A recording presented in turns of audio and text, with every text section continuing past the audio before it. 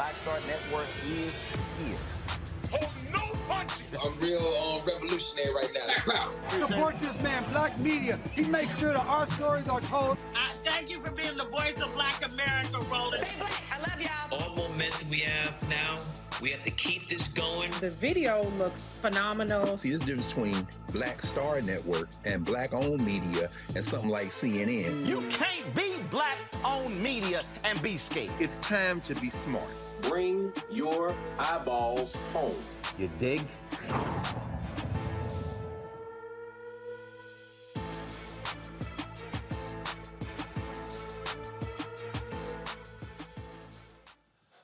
All right, folks, I'm back from Liberia. Today is Thursday, February 24th, 2022. Coming up on Roland Martin Unfiltered, streaming live on the Black Star Network. Guilty, guilty, guilty. A federal jury in Minneapolis finds the 3 ex-cops connected to the killing of George Floyd guilty on all counts of violating his civil rights. We'll break down what this means. Hear from reporter George Floyd, who's been following this case as well. A huge win for the Department of Justice's Civil Rights Division, second time this week.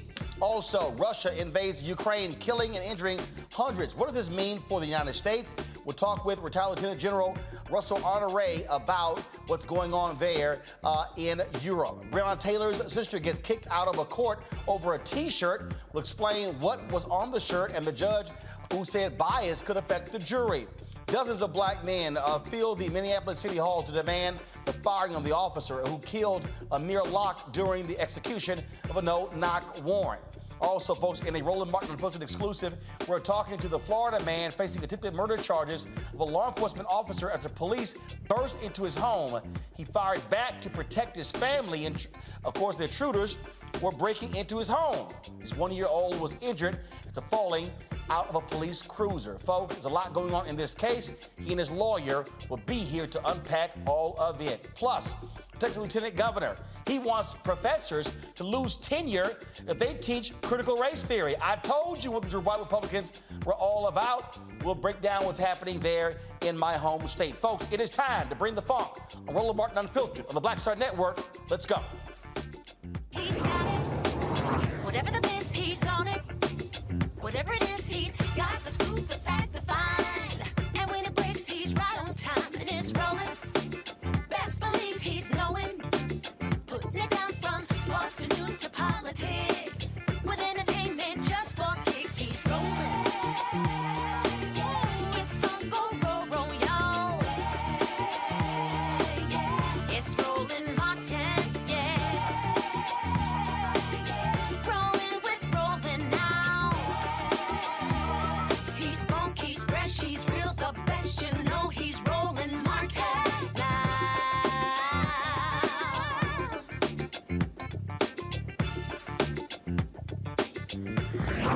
Martin. 3 former Minneapolis cops who stood around while Derek Chauvin murdered George Floyd, they are going to prison. That's after a federal jury found all 3 today guilty on all counts of violating the civil rights of George Floyd. Tu Thao, J. Alexander King, as well as Thomas Lane. They were charged with depriving Floyd of his right to medical care when Officer Derek Chauvin kneeled on Floyd's neck for nearly 9 minutes. Thao and Lane were also charged with failing to intervene to stop Chauvin. Chauvin was convicted of murder last year in a state court and pleaded guilty in December in the federal case. Now, folks, this is a huge, huge victory for the Department of Justice. Second time in 1 week. The Ahmaud Arbery guilty verdicts there in Georgia. Now this as well. This speaks to when you have someone like Kristen Clark leading the Civil Rights Division, where they take seriously these cases and sending more and more of these cops to prison. Folks, we're going to be hearing from reporter Georgia Fort a little bit later. She, of course, is covering this, and so we'll hear from her to get her thoughts and perspective on this as well. We also are reaching out to some legal folks to break this thing down. I want to go to my panel right now. Greg Carr, of course, Department of Afro-American Studies at Howard University. He joins us. Glad to have Greg on the show. Reese Colbert, she, of course, Black Women and Views. Of course, you see her. Thanks for filling in for me while I was out in Liberia. And also joining us is Larry Walker, assistant professor, University of Central Florida. All right, let's get right into it. Greg, I'm going to start with you. Again, second time this week, huge victories by the Department of Justice, holding these folks accountable. This is what people have been demanding: justice, sending cops to prison who do wrong.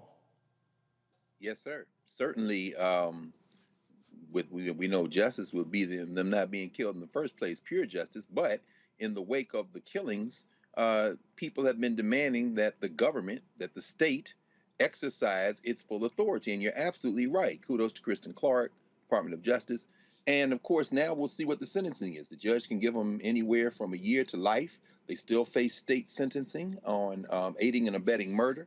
But ultimately and finally, this really does send a message. Juries are willing to convict young Cameron in Kentucky. Listen up, young boy. If we have enough muscle to get the right people in office, then prosecutors have wide discretion. And in this case, the Department of Justice exercises it. So this should send a message to those who won't use the power of the state. In this case, it worked out. You know, a lot of people yell, holler, and scream, Reese, oh my goodness, Biden, Trump, there's no difference. Let me say it again. For all you loudmouth asses out there, that's all you do is run your mouths. If you want to understand the difference between a Biden Department of Justice and a Trump Department of Justice, the Trump Department of Justice pulled back on consent decrees. They were not being aggressive at going after cops. They would not want to prosecute cops. This is what happens when you vote. Absolutely. It makes a huge difference who is running the DOJ. And I know Merrick Garland gets a lot of, crap because he hasn't brought charges and people aren't aware of an investigation about Donald Trump. But this is what we really care the most about, which is the civil rights of Black people in this country. And there's no doubt that obviously the Garland DOJ under the leadership of Kristen Clark is absolutely taking these cases seriously, and they're getting convictions. And that's what matters, because we are not just satisfied with charges being brought, knowing that they're going to be acquitted. And it is a new day, as Dr. Carr said. Maybe this will put some fear into some folks, and to see that even if you don't get charged with murder or manslaughter, these civil rights charges are going to hold you accountable one way or another. So as much as the Daniel Camerons of the world are on the side of the cops, the U.S. Department of Justice is saying that this is over, no more. The thing here, Larry, that I think is important, and that is when we talk about justice, when we talk about these civil rights convictions, this sends a message to every single cop out there. If you stand around and you watch one of your fellow cops commit an act of wrongdoing, even you can go to prison. The failure to intervene was an important charge here. Yeah, it really was, Roland. And, it's important to hold everyone responsible. Like those gentlemen, officers held down George Floyd. And you mentioned it was almost nearly 10 minutes of him choking and pleading for his life. But Roland, I want to add something else. And I applaud the DOJ for going 2 for 2 this week, as you talked about. It reminds me that the George Floyd Justice and Policing Act didn't pass, right? So Congress didn't do the right thing. And, obviously, in terms of the verdict today is really important. But I think it's mindful of those civil rights organizations and those who advocate to make sure that members of the Black community are treated humanely, is that we have to continue to push members, particularly on the Senate side, to make sure that we get some kind of policing reform bill. And obviously, we're heading towards midterms. But obviously, like I said, it's great that we're 2 for 2 this week. But it's be mindful that we didn't pass the Policing Act, and these kind of events will happen again in the future. And absolutely, Greg. I mean, look, we still want to see the George Floyd Justice Act passed by Congress. But while that has yet to go forward, you still have to have the prosecution when it comes to these officers. You had Attorney General Keith Ellison, win the conviction on the state level. Now you have Kristen Clark's Civil Rights Division, the DOJ, win the conviction on the federal level. Absolutely. And to echo Professor Walker, yes, sir, brother. While there has been no significant legislation passed, and while open saboteurs like Tim Mission Accomplished Scott have ensured that nothing would generate any support from the white nationalist party, let's, to quote Malcolm X in a different context, make this observation. There was no new law. that the Department of Justice used. So it is absolutely by the discretion of that unit. And to echo what you said, Reese, is absolutely accurate. We know that Tody Barr would never have done this, but there was no new law on the books. In other words, this sends a message. Barr or Sessions. That's exactly. I mean, if this statute can be used in this fashion, then it is really up to who is going to pull the trigger. And I'll add one other thing. As we saw last week, as the judge felt sorry for whatever reasons, now the last line of defense for some of these white nationalists is going to be the judge. So again, we're going to have to really pay strict attention to sentencing and who the judge is. And that just she's up for re-election. Let me say it again. There you go. Come on. I keep trying to walk people through this here, and these people get mad at me. Oh, Lamont, you sitting here, you came for the Democrats. No, I'm talking about who is likely going to rule fairly and when it comes to seeking justice. And for all y'all who want to sit on your asses and don't vote, okay? You got a primary coming up in Texas. You got other things. This is why voting matters. That judge who sat there and cried for Kim Potter is up for re-election, meaning she can be thrown out of office. That's right. That's right. Right. So again, folks, just tuning in, the 3 cops who were involved, who stood around and watched Derek Chauvin kill George Floyd, those 3 cops found guilty of violating the civil rights of George Floyd. They are going to go to prison. And so we'll certainly give you an update. We're waiting to hear from Georgia Fort, who's been covering this case in Minneapolis for the last few weeks. All right, folks, let's go talk about this international crisis happening in Europe, where Russia has invaded Ukraine. Today, President Joe Biden spoke about what is taking place and made perfectly clear where he stands and where the West stands when it comes to this act of aggression by Vladimir Putin. We've been transparent with the world. We've shared declassified evidence about Russia's plans and cyber attacks and false pretexts so that there could be no confusion or cover-up about what Putin was doing. Putin is the aggressor. Putin chose this war, and now he and his country will bear the consequences. Today, I'm authorizing additional strong sanctions and new limitations on what can be exported to Russia. This is going to impose severe cost on the Russian economy, both immediately and over time. We have purposely designed these sanctions to maximize the long-term impact on Russia and to minimize the impact on the United States and our allies. I want to be clear, the United States is not doing this alone. For months, we've been building a coalition of partners representing well more than half the global economy. 27 members of the European Union, including France, Germany, Italy, as well as the United Kingdom, Canada, Japan, Australia, New Zealand, and many others, to amplify the joint impact of our response. I just spoke with the G7 leaders this morning, and we're in full and total agreement. We will limit Russia's ability to do business in dollars, euros, pounds, and yen to be part of the global economy. We'll limit their ability to do that. We're going to stunt the ability to finance and grow the Russian military. We're going to impose major, and we're going to impair their ability to compete in high-tech 21st century economy.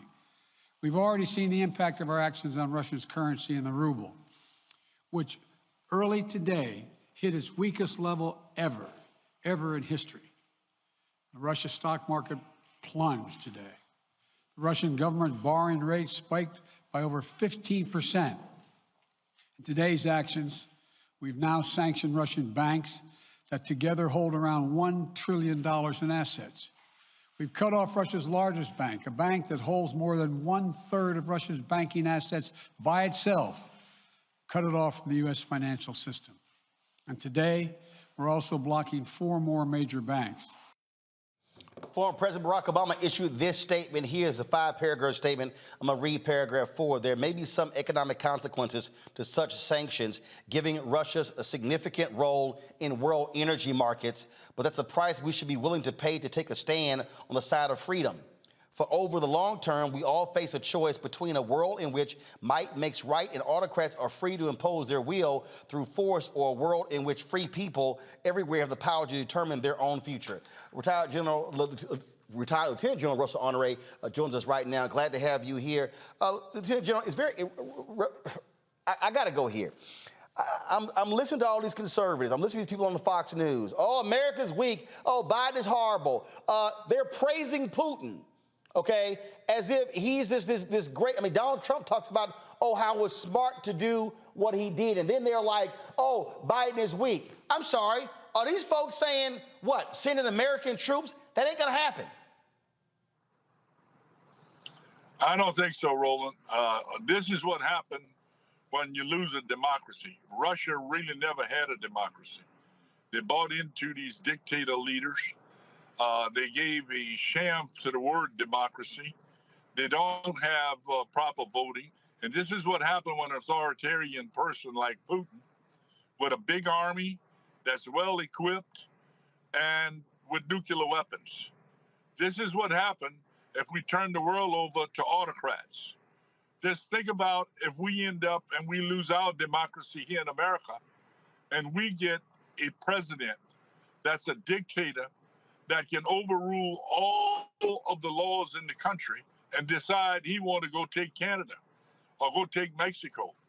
This is why we have to work hard and vote, as you say, and save our democracy. You know, for 80 years, we've kept peace in Europe. At one time, we had 500,000 men and women in Europe. And after the Cold War, we drew that down. And under Donald Trump, we drew it down even more. We have the lowest number of soldiers and sailors, airmen, and Marines we have in Europe in 80 years. And here's what's happened. He took an opportunity. He is a thug with nukes, is the bottom line of what Putin is. He is a thug with nukes.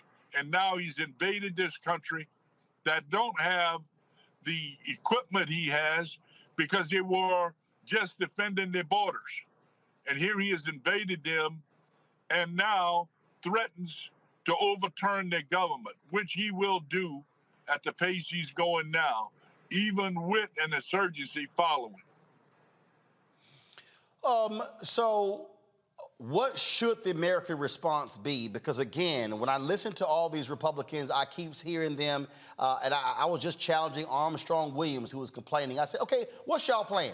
John James, who's running for Congress in Michigan, keeps saying, oh, we should be doing more. Okay, like what? Well, one thing, we need to reset NATO.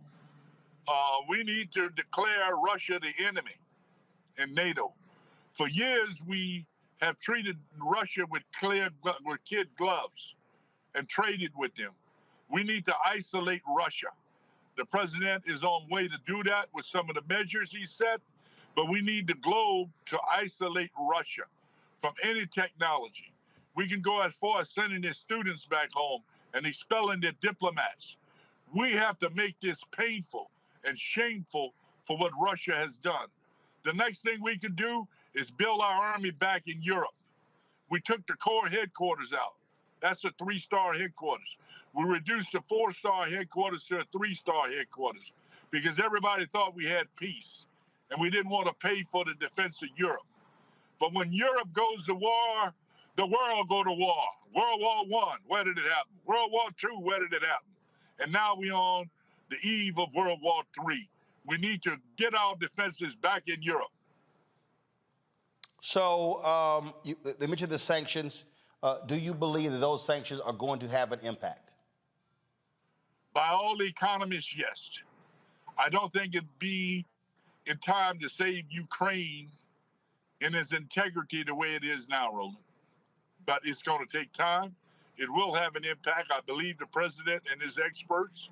But for the purpose of this invasion, I don't think it's going to have much impact at all in the next 20 to 30 days. By that, overtop the government is what I believe, bro. And for the people, again, I'm already seeing these people, this is going to be an impact on our gas prices. Well, damn. Excuse me if what happens in another part of the world somehow disrupts what happens here, but my goodness, I don't care what. Look, if China does something, Russia does something, we're now living in a global economy. Roland, a message to the American people, to all our people. A lot of them are suffering from disasters and never coming out of poverty. We've got to suck it up. In World War II, we stopped producing cars for 3 years, and gas was rationed.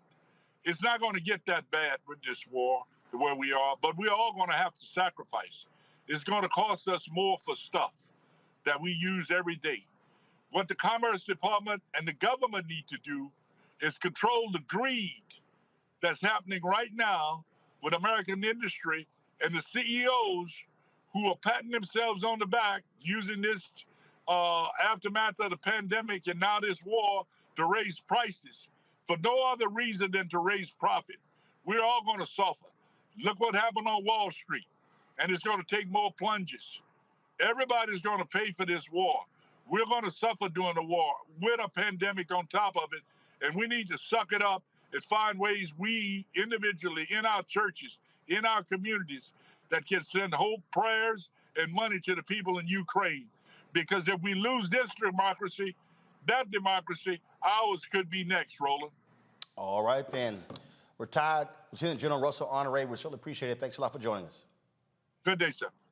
Go to my panel here, Reese. I'm telling you, I'm sitting here and you're listening to these crazy right-wing nuts. And, for them, Putin is the man. He is there. He is just amazing. Putin is also a white supremacist. Yes, and I need Black folks to also understand that, because one of the ways that we have been targeted with disinformation is that Putin is somehow an ally to the Black community, which is absurd. But for years, since even the 2016 election, Russia has been targeting Black social media specifically, driving a wedge with the racial divide that we already have in this country, exploiting that, and really honing in their techniques on how to really infiltrate the way that we communicate with each other through algorithms. They use troll farms, they use inauthentic accounts, which are then amplified by actual Black people and picked up on because they know how to communicate in a way that is impactful, that's catchy, with memes or with, catchphrases or whatever the situation may be. And so we have to understand that. I'm not saying that all Black people have fallen for it, but I do want to be very clear that there are people who have fallen for it and are now perpetuating that. Because I saw a comment that, well, Putin said RIP to George Floyd and he called out racism in America. No shit. Of course, America is racist. Russia knows that. And they've been exploiting that, especially to the detriment of Black people when you look at what they've done with disinformation with COVID-19 and a number of things. So Russia is not our friend. And I understand that people feel like this ain't none of my business. And then another thing that they put out there was this whole that Russia is denazifying Ukraine. So that Nazi, neo-Nazi thing is another buzzword that I've seen being picked up. Yeah, because the Ukrainian president, he's Jewish, who lost family members in the Holocaust, but he's a Nazi. Exactly. Right. But that's the kind of thing that's catchy. That's the kind of thing that catches on. And so when, not all, but you see some Black folks, they see neo-Nazis. Oh, why are we defending the neo-Nazis? Why are we going? No, it's propaganda. It's disinformation. So Putin is not our ally. I understand that we have a lot of things going on. I mean, I don't know if we're going to talk about it tonight, but child poverty has increased exponentially now that the child tax credit expired at the end of December. We're back where we started from in 2020 with child poverty. We're still in a pandemic. There are a number of things that we have not addressed in this country. However, we do have a stake in the world community, because if World War III pops off, which could happen if Russia is emboldened and they hit any one of the neighboring countries to Ukraine. Ukraine is surrounded by NATO countries. If Article 5 is invoked, then we all in this shit. So when General Honoré says suck it up, or what General Honoré is saying that we should be aware of this and we should be invested in it, it's not just out of pure altruism for Ukraine, given that there are tons of armed conflicts throughout the country, throughout the world, including in Africa and in Middle East, et cetera. But this has an implication because of the geopolitical landscape that we're talking about and the proximity to NATO countries, which would involve the United States getting involved with military action. So there's a lot of skin in the game that we have. We're fortunate enough to only have to deal with economic consequences and not necessarily geographical consequences. Right. We're not likely to see a land invasion, but Russia does have nuclear weapons. So we have to back off a little bit, some of this bluster and some of this puffing up of the chest. Now is not the time to get in I don't know if I should say this, but let me say a pissing contest. I'll say that that's more PC than what I was thinking originally. But now is not the time to get into a pissing contest when we are talking about two nuclear or multiple nuclear armed powers. Not to say that we back down, not to say we punk out, but we have to really be measured in how we do about this, and we have to be effective in trying to exhaust non-military options. Larry, it is, again, hilarious to watch how the party that just held up Ronald Reagan as the greatest thing in the world, they are literally rooting for Russia against the United States. Yeah, so Roland, you know me, I'm a former congressional staffer and worked with, members on both sides of the aisle. And I have to tell you that every time I turn on TV, on social media, I'm shocked that their policymakers, obviously we can have another conversation about some of the propaganda we see on cable news, but I'm shocked to see policymakers, like I said, typically from party that, talked about Ronald Reagan and taking down, the wall falling down, et cetera, that are, actively utilizing, Russian propaganda and really selling it to the American public. And it's obviously dangerous. One of the things I want to add in terms of, where we are in terms of where Russia invading Ukraine is, it's important to keep in mind, and Rishi talked about this, is that, in terms of those NATO countries, right? So, Putin is just kind of being nostalgic as it relates to kind of talking about the former USSR and countries like Ukraine and other European countries. But those days are long gone, right? And so his response is, and what has happened with his response? Countries like Poland, just recently within the last couple of weeks, have dramatically increased their defense budget, right? And so General Henry talked about, during the Trump administration and pulling back some U.S. troops. What we're going to see probably the next few weeks and months is countries like Poland, other NATO countries, not only the United States selling them more armaments, but also in terms of sending more U.S. troops. So what we essentially have now, Roland, is Cold War 2.0. Greg, I was looking at some comments and I was seeing people that are saying, this is of no concern to us. Actually, it is. It has an economic impact on this country. I saw others who were saying, oh, well, this is why we should have never fought the Keystone Pipeline. I'm going, okay, that wasn't an American pipeline. Because of the oil that we get from Russia, how about we learn to wean ourselves off of oil so then you're not dependent upon what happens in another country to impact energy in the United States? Sure. Well, I'll tell you what, if the bombing today in north central Ukraine had pierced that concrete around the Chernobyl waste dump, we wouldn't be having this conversation about whether or not this impacts us. We'd be somewhere trying to say our last prayers. So that having been said on a very direct point, John Henry Clark used to always say, in some stories, there are no good guys. So I'm listening to Joe Biden in the United States of America. Europe was Asia's forgotten Wild West. They invaded an entire hemisphere and then declared a unilateral declaration of war on an entire continent, the one we came from. Talk about invasion. But that built the wealth that created Europe, and the financial centers moved from Lisbon and Seville, eventually to Paris, then London, and then in the 20th century, they moved to New York after World Wars I and II because Berlin wanted in on the action. Now, who haven't I mentioned yet? Well, I haven't mentioned Moscow. Why? Because Russia didn't have that colonial empire. They built their empire in the neighborhood. And so what we end up seeing now, what we're witnessing now, is the end of really, in some ways, 5 centuries of Western empire building. They can't, Russell Honore scared the hell out of me. First of all, there is no we. Mm-hmm. Governments act in their perceived best interests. Modi was out today saying he got 3,000 Indian students trying to get in the embassy in Kiev to look for a sanctuary. You got all this going on, but here's where it gets very interesting. After World War II, the anti-colonial movements came into full fruition. And as people broke free, what you see is the Soviet Union trying to assert itself as the leader of this anti-Western bloc movement, NATO versus the Warsaw Pact. Well, that fell apart. But there's a country I haven't mentioned yet. And that country just finished the Olympics. In fact, Vladimir Putin met with President Xi in China in Beijing a couple of weeks ago. And you know what? You can't stop the Russians. They annexed Crimea in 2014. Honore, please, brother. Don't pull us into this bullshit. I'm going to tell you what's about to happen next. Keep your eye on Taiwan. They are rewriting the map for the next century. China is sitting. In fact, Joe Biden had a shot across the bow today when he said anybody associated with them will be harmed by the stain. Guess what? You ain't even got that. You ain't got that muscle no more, Joe. What we have to understand is we need to become cognizant of world politics. It all affects us. And I want to say one other thing.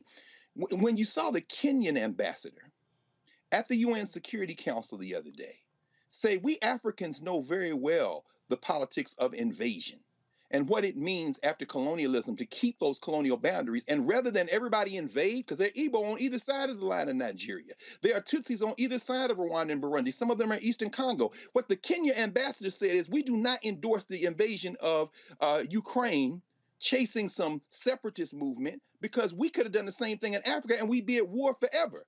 I should say one other thing. Those white nationalists in the White Nationalist Party, of course they embrace Putin. Putin is a racist. Putin is looking at Ukraine the same way the white nationalists look at us. Look at the four of us. There's no such thing as an American. Will y'all please stop believing in fairy tales? These people have sworn an oath. It's either white supremacy or ruin. And that's Russia, and that's Florida, and that's Texas, and that's the whole white nationalist party. That's it. Folks, we will continue to monitor what takes place as Ukraine fights the Russians and see what the fallout, the impact is going to be on the rest of the world, including the United States. All right, folks, got to go to a break. We come back. More on Roland Martin Unfiltered right here on the Black Star Network.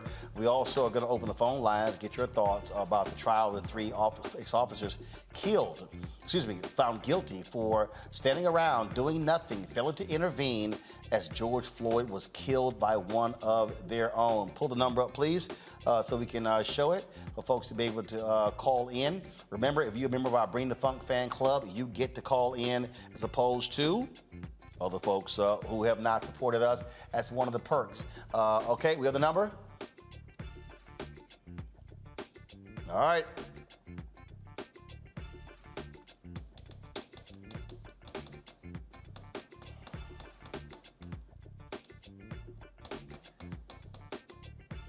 Why are we taking so long?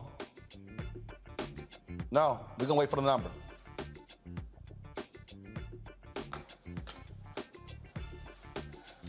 (202-890-1199). Call 202-890. Pull the graphic up, please.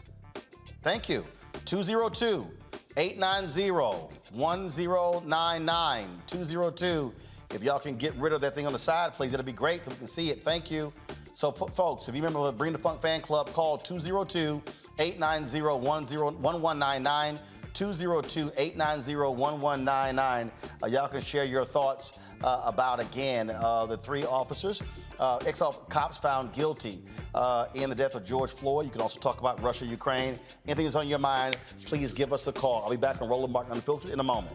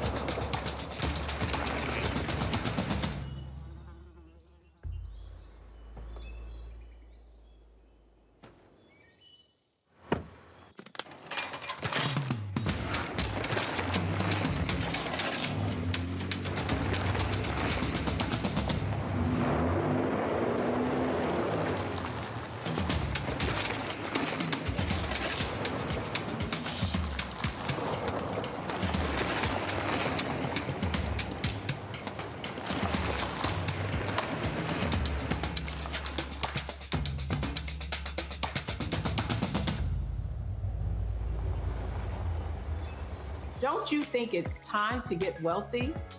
I'm Deborah Owens, America's Wealth Coach, and my new show on the Black Star Network focuses on the things your financial advisor or bank isn't telling you. So watch Get Wealthy on the Black Star Network.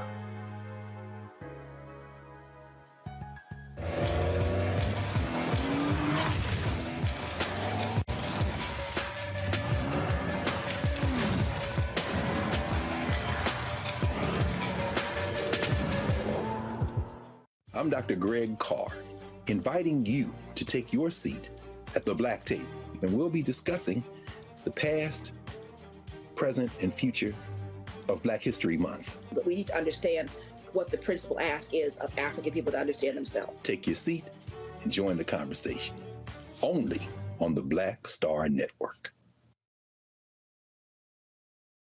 So what's up? This is your boy, Earthquake. Hi, I'm Chaley Rose, and you're watching Roland Martin Unfiltered. All right, folks, the American Taliban, they are at it again. I'm talking about Republicans in Texas. Texas Lieutenant Governor Dan Patrick is not at all happy over the whole issue of critical race theory. This fool now wants to challenge and get rid of tenure in the state. This is him talking to the white supremacist Tucker Carlson. So about a week ago, the faculty council at the University of Texas, they said that they're going to teach critical race theory. And then they followed up with something that really got my attention. That got my attention. But then they said the faculty council takes the position in this resolution that the council authority shall never, ever have any intrusion from anyone outside, including the legislature or the Board of Regents. In other words, you can't tell us anything about how we perform our job, what we teach the students, or what we say. And I thought, just who are these people that think that somehow academic freedom, which we support, gives them the ability to be unaccountable to anyone, including the taxpayers, including their Board of Regents? They want to be able to say anything to anyone. And Tucker, we've talked about critical race theory a lot, but people still sometimes don't understand the difference.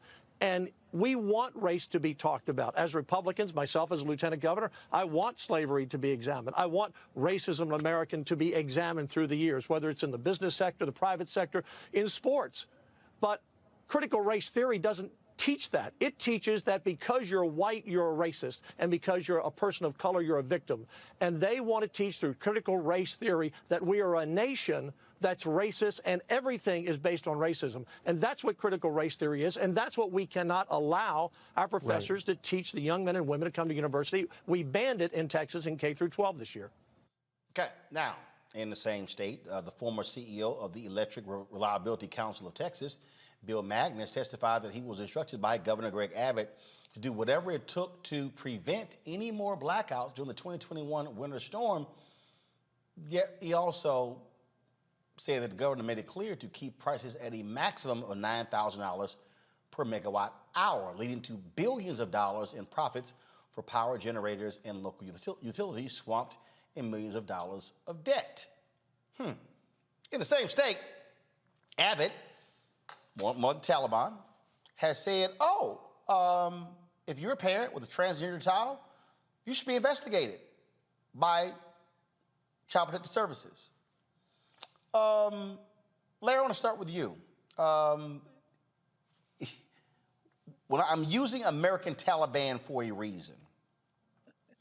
And when you look at not just what's happening in Texas, you look at this gay bill in Florida at the House just passed, where they're targeting, where literally the bill says that students who are gay can be outed by the schools. The Republicans are operating and living in this culture war. They're saying that Democrats, they're the ones who are losing the culture war. And what you're dealing with here are, frankly, folks who are no different than the Taliban in Afghanistan. Yeah, you know what, Roland? A lot of this is political theater, but it's dangerous, right? So you talked about some of the issues, CRT, the Don't Say Gay bill in Florida. And a lot of it, when you watch the interview, Lieutenant Governor, he said that, we wouldn't get rid of CRT, but at the same time, he talked about we don't talk about racism. It doesn't make any sense to me, right? It's a contradiction because you can utilize CRT as a lens to examine. You want to talk about the transatlantic slave trade or Jim Crow or grandfather clauses or black codes, et cetera. You can use CRT as a mechanism to examine all those issues, right? And also this idea of academic freedom. It doesn't make any sense. If you believe in academic freedom, then people who teach about use critical race theory or any other framework should have the opportunity to talk to students about some of these issues. And listen, as we use the phrase culture war, and as people of African descent in this country, it's been 400 plus years in terms of dealing with the challenge, economic, political, social challenges in this country. And it makes no sense to say, once again, that we want to talk about these issues, but we don't want to give professors or other academics, even though we talk about like professional development for corporations, et cetera, we don't want to give them the tools they need to utilize to have these important conversations. And once again, we keep spinning like a top, because every few years, over the last several decades, we're back on these issues relating to idea of erasure. Don't want to talk about members of the LGBTQ community, and we don't want to talk about the challenges people of African descent have encountered in this country. And we have to have open dialogue, because once again, if we don't, we talk about the same issues impacting and negatively impacting the Black community. We talk about policing, or we talk about banking and discrimination, or we talk about Black professors, because really we're talking about primarily is Black professors at post-secondary institutions having the academic freedom to talk about a variety of issues. So now we need to confront these people and tell them that if you believe in democracy and equity, then you cannot say that you can't have a conversation about critical race theory. Really, we know race is the real issue here, that you can't have a conversation about CRT and other devices that challenge course students and unpack this country's history. See, Greg, people need to understand, and I'm using, again, American Taliban for a reason. Florida had a couple of bills. One of them was the Stop Woke Act, which says that if there's any discussion or any corporate training that makes people uncomfortable about race, it has to stop. And then the other bill deals with the, it was called the Don't Say Gay bill. I'm outlining this because what you're seeing, it's only one party that's doing it. It's in Florida, it's in Mississippi, it's in Alabama, it's in Texas, it's in Arkansas. You're seeing it in Georgia. You're seeing it in Tennessee. This is the Confederacy in 2022. These are people who are using the power of elected office to constitute or to keep in place a nation that they want to live in. These are people who are being driven by crazed and deranged white conservative evangelicals who would not know Jesus if Jesus walked into the room. What they're doing is not biblical. What they're doing is not it's not about service to the country. It is about maintaining their white, largely male order. Yes, sir. Yes, sir. It's and it's right. American Taliban is appropriate because they want a theocracy. And we know that if Jesus Christ, the historical Jesus, were alive today in the United States, he'd be perhaps a victim of a no-knock warrant in whatever shelter he was staying in, since he didn't have any visible means of support, and he'd probably be killed. Now, when we think about this, in terms of the LGBTQ issue or non-issue in this sense, because they're so stupid they don't even make good criminals. What I've been advising people to do in places like Texas and Virginia, once they get their hotline up, flood it. See, my grandbaby came home today and said that y'all left Harriet Tubman out of the curriculum and she was traumatized. In other words, they so stupid they don't even write laws that make any sense. But remember when Neil Gorsuch came out and said in 2020, I guess it was 21, where he interpreted the statute to say that that gender included transgender and those, and I think it was the Georgia case, if memory serves me correctly. But the point I'm trying to make is that's before Amy Coney Barrett got on the bench, the handmaid. They want a theocracy. Now, I don't know what it is about Texas electing or sending into office these cartoon character-looking people, whether it be Shovelmouth Abbott or that knockoff generic Muppet Lieutenant Governor Patrick. But let's be clear. Let's be clear. They've been going after tenure for years. Everybody in higher education knows that. Now, because they don't like the idea of people learning anything. This kind of white nationalism relies on ignorance. It feeds on ignorance. And the irony, of course, is when the Texas Austin faculty senate voted 41-5 for their resolution, one of those people who voted or who represents that is Kevin Coakley, a brother, who is the chair of Ed Psych at the University of Texas, Austin, who's a strong supporter and teaches an element of critical race theory, and our frat brother, who is now at the University of Kentucky, Greg Vincent, who I went to law school with. Greg Vincent taught a critical race theory class at the law school a few years ago. Why am I bringing that up?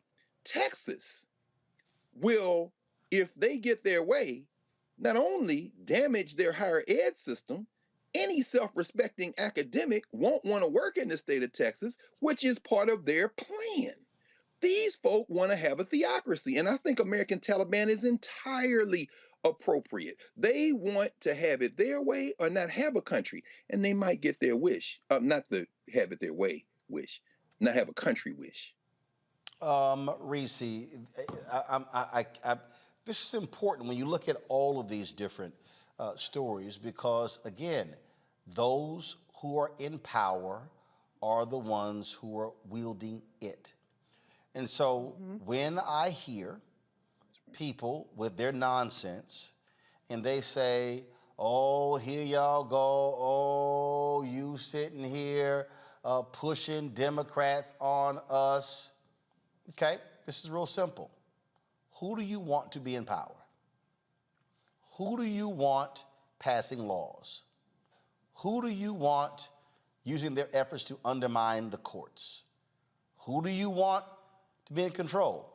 We've seen this week 3 huge political gerrymandering decisions in Pennsylvania, in Ohio, in North Carolina. Chris Christie, leading the Republican efforts on gerrymandering, is pissed. Oh, these partisan courts. I'm sorry, y'all passed new congressional districts that was partisan, but now you want to call the courts partisan because they won't allow y'all to do what y'all were going to do. And here's the deal, in Ohio, that's a 4-3 Republican majority on that court. North Carolina, 4-3 Democratic majority. It's a Republican majority in Pennsylvania. But see, they don't want nobody to know all of that sort of stuff. What people need to understand is, again, these white conservative evangelicals do not care about Jesus. They don't care about the poor. They don't care about black people. They care about power. Right. And let me tell you something. The Republicans are giving big, who gonna check me, boo energy. Because what they're banking on is that they are able, and they're being successful in some places like Texas and Mississippi, gerrymandering it to hell to the point to where black people's votes are diluted or completely disregarded. And what they're doing is deputizing. One of the key themes that I'm noticing, if you look at the abortion restrictions in Texas, if you look at the hotlines that they're setting up, don't say gay hotlines, the CRT hotlines, the mandatory forced reporting of transitioning trans kids, all of these measures are about deputizing their white supremacist followers and weaponizing these laws in a way to exert their will, as you said. And as Dr. Carr said, a theocracy. And this is what it's all about. It's about suppressing differences. As Dr. Walker and Dr. Carr pointed out, it's about undermining black faculty, because that's who they expect to be most impacted by this. They expect, and I believe it, I forget whether it was you or Dr. Carr that said, Dr. Carr, won't even want to go to Texas and teach there. Who wants to be bothered with Texas got damn abortion laws that's fucked up? They got CRT laws that's messed. You could go on down the list of everything messed up. The power grid is messed up. Like, Texas is a hot ass mess right now, and your vote don't count. But what they're banking on across the country is that Democrats are going to sulk their way through, not getting everything on their checklist, and be demoralized. And when they're not demoralized, actually suppressed in terms of their vote, the structural suppression of their vote. And they're going to continue to exert their white minority power over the entire country. So it's on us and how we respond. I'm not terribly optimistic in Texas. There's primaries going on right now for governor and a number of things, but I'm not terribly optimistic, because what I see is the energy about, and that's fine if this is your opinion, but cancel student debt, or the energy is about this bill that didn't pass and that bill didn't pass. Meanwhile, the Republicans are leaving no stone unturned in terms of remaking the way of American life in their states. So we have to respond with full force. And at a minimum, the least you can do is vote their asses out. Well, I've said to people continuously, if there is any Republican who is supportive of Donald Trump and MAGA, they got to go. I don't care who they are and what they do, they got to go. All right, folks, when we come back, we're going to tell you this, give you this exclusive. This story out of Florida is unbelievable. Father is trying to protect his family. Now he's charged with attempted murder for protecting his family? Really? Wait till we unpack this story, folks. And if you want to understand why black-owned media matters, this story next explains it to you. I've said this, and I'm not even going to waste my time getting into the petty, childish stuff with some of these black gossip blogs out here. But, folks, one of the reasons why you need to support Roland Martin Unfiltered, because we do factual news. We don't just post crap to get clicks. We don't do gossip. We don't do mess. We do real news. That's what we do. Always have, always will.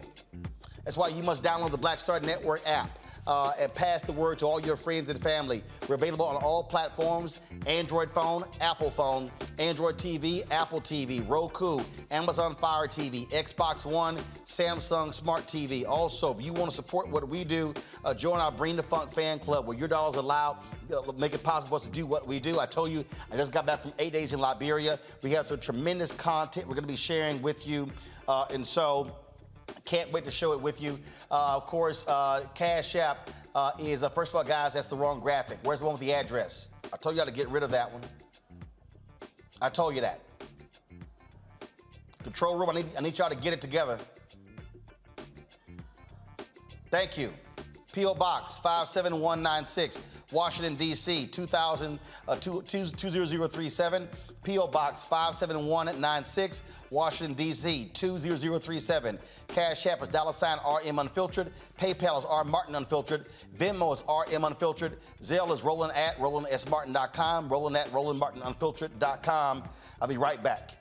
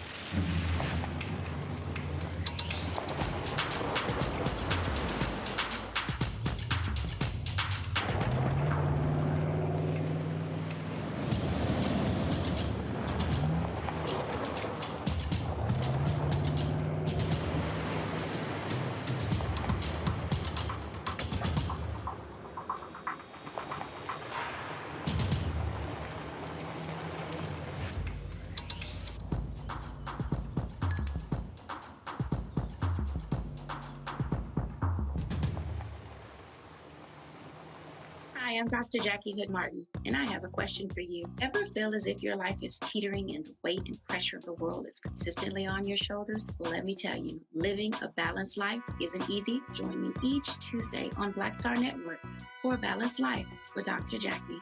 We'll laugh together, cry together, pull ourselves together, and cheer each other on. So join me for new shows each Tuesday on Black Star Network, A Balanced Life with Dr. Jackie.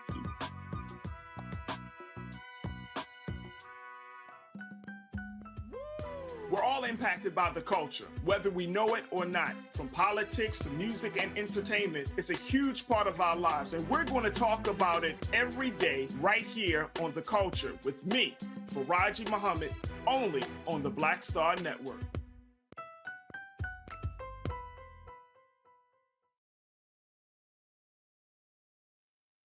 You read about it in history.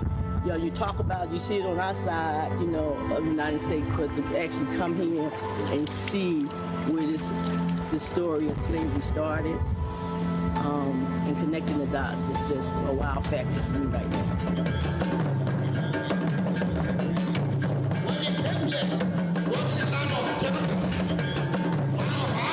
It's going to be dark inside. You might not see too much, but you're going to feel everything. Just imagine to see prisons in the yard in the United States. A lot of us, if we're real honest, what is required in 2019 going into 2020 is simply for us to be reprogrammed from what they taught us needs to be removed and extracted. It just doesn't make sense that the richest continent in the world should be inhabited by the poorest people in the world. Part of that is by design. Self-hatred has been a very tragic part of our whole existence. And I'm not blaming anybody for it, but if you look at most characterizations of being of African descent in the world, it's with these kind of tags. Always say, you're going to do a lot of shopping. They go, oh, I don't think so. And then they come, so they brought limited reserves, and then they spend all the time running to the ATM because they see all these clothes they want and fabric they want. It's overwhelming. I've been here for 8 years, and I'm still taking pictures out of my car because it's a feast for the eyes on any given day. The kind of opportunities you have in Africa, you don't have those in America. The kind of money that you can make in Africa, very few of you would have that opportunity to do that in America. Cordy, who was working for the Congress in the United States, she has started a waste management company. She's the #1 here in Ghana now. She looked at dollar signs and trash. There it is. Used to be jeans. Used to be jeans. Is now a huge rug. In Ghana alone, we have a 2 million unit deficit in housing. 2 million. 2 million.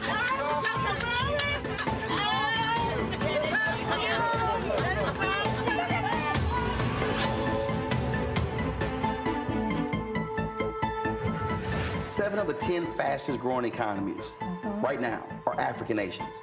Why in the world would we not be trying to figure out how to connect? Because the Lebanese are, the Chinese are, everybody else is doing it. We will be crazy to do it. And it's for people who look like us. We will be crazy to do it, crazy to do it, crazy to do it.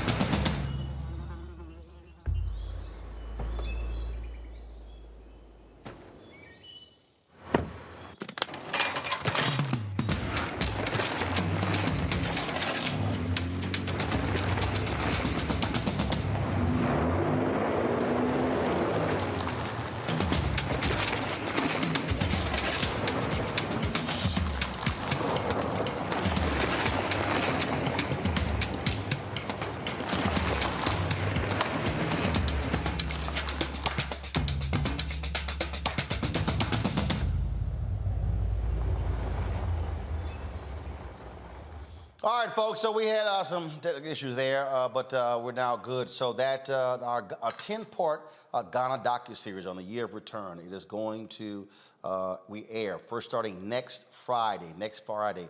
Our next edition of Rolling with Roland is going to be on Wednesday. But of course, the first part, you don't want to miss it, folks. We have some amazing stories. You saw that promo right there. I'm really looking forward to you getting a chance to see what we covered there when we went to Ghana. And of course, over the next several weeks, you also see more of the stories that we did there in Liberia, including next week, we'll be airing my interview with President George Weah. We sat down for a one-on-one interview, and so really look forward to showing you that as well, plus some other interviews that we did there in Liberia. And shout out to the people in Liberia. This is Greg. You see this? This is one of the outfits they gave me. So I know you want this black and gold, Greg. I know. Bruh. I saw you peeping it. Bruh, but Roland, you know the other thing too, bruh. Every African country you go to has a little different style. That style right there, that's the Liberian style, and it is cold-blooded. I know you got the pants with it too. I know you.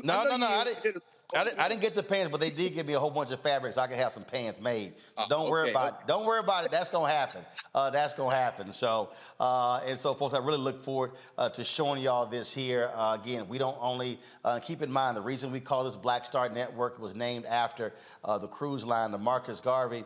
That was the inspiration because he wanted to connect African Americans in the country with the African diaspora, and that's really how we're utilizing the Black Star Network app.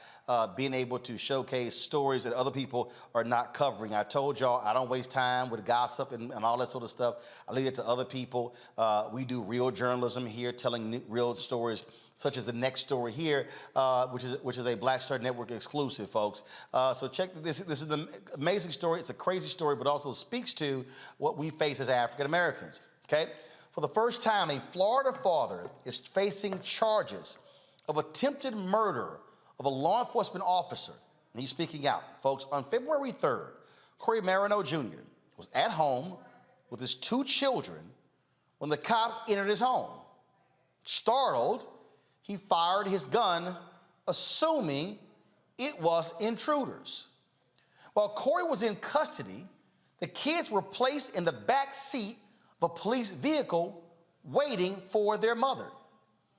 Police say the 1-year-old was leaning against the car door when an officer opened it. The child fell out of the car, sustaining several facial injuries. We're joined right now on the show by Corey Marino Jr. and his lawyer, James Bryant. They join us from Florida. Also joining us is Moya Dixon, as well as attorney Rodney Diggs. And so glad to have all of you on the show. So Corey, I need to start with you because what happened? Describe for us what took place when you're at home and all of a sudden cops burst in. Walk us through what happened.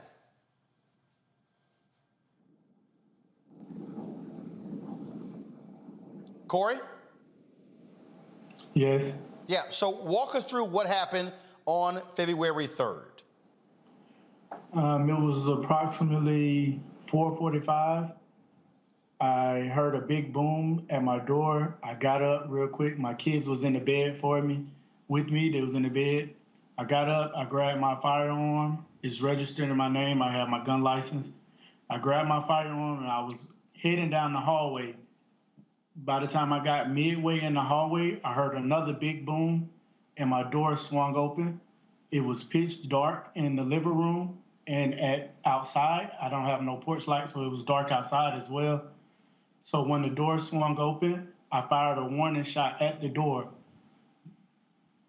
Not seeing anyone out there, I just fired a shot.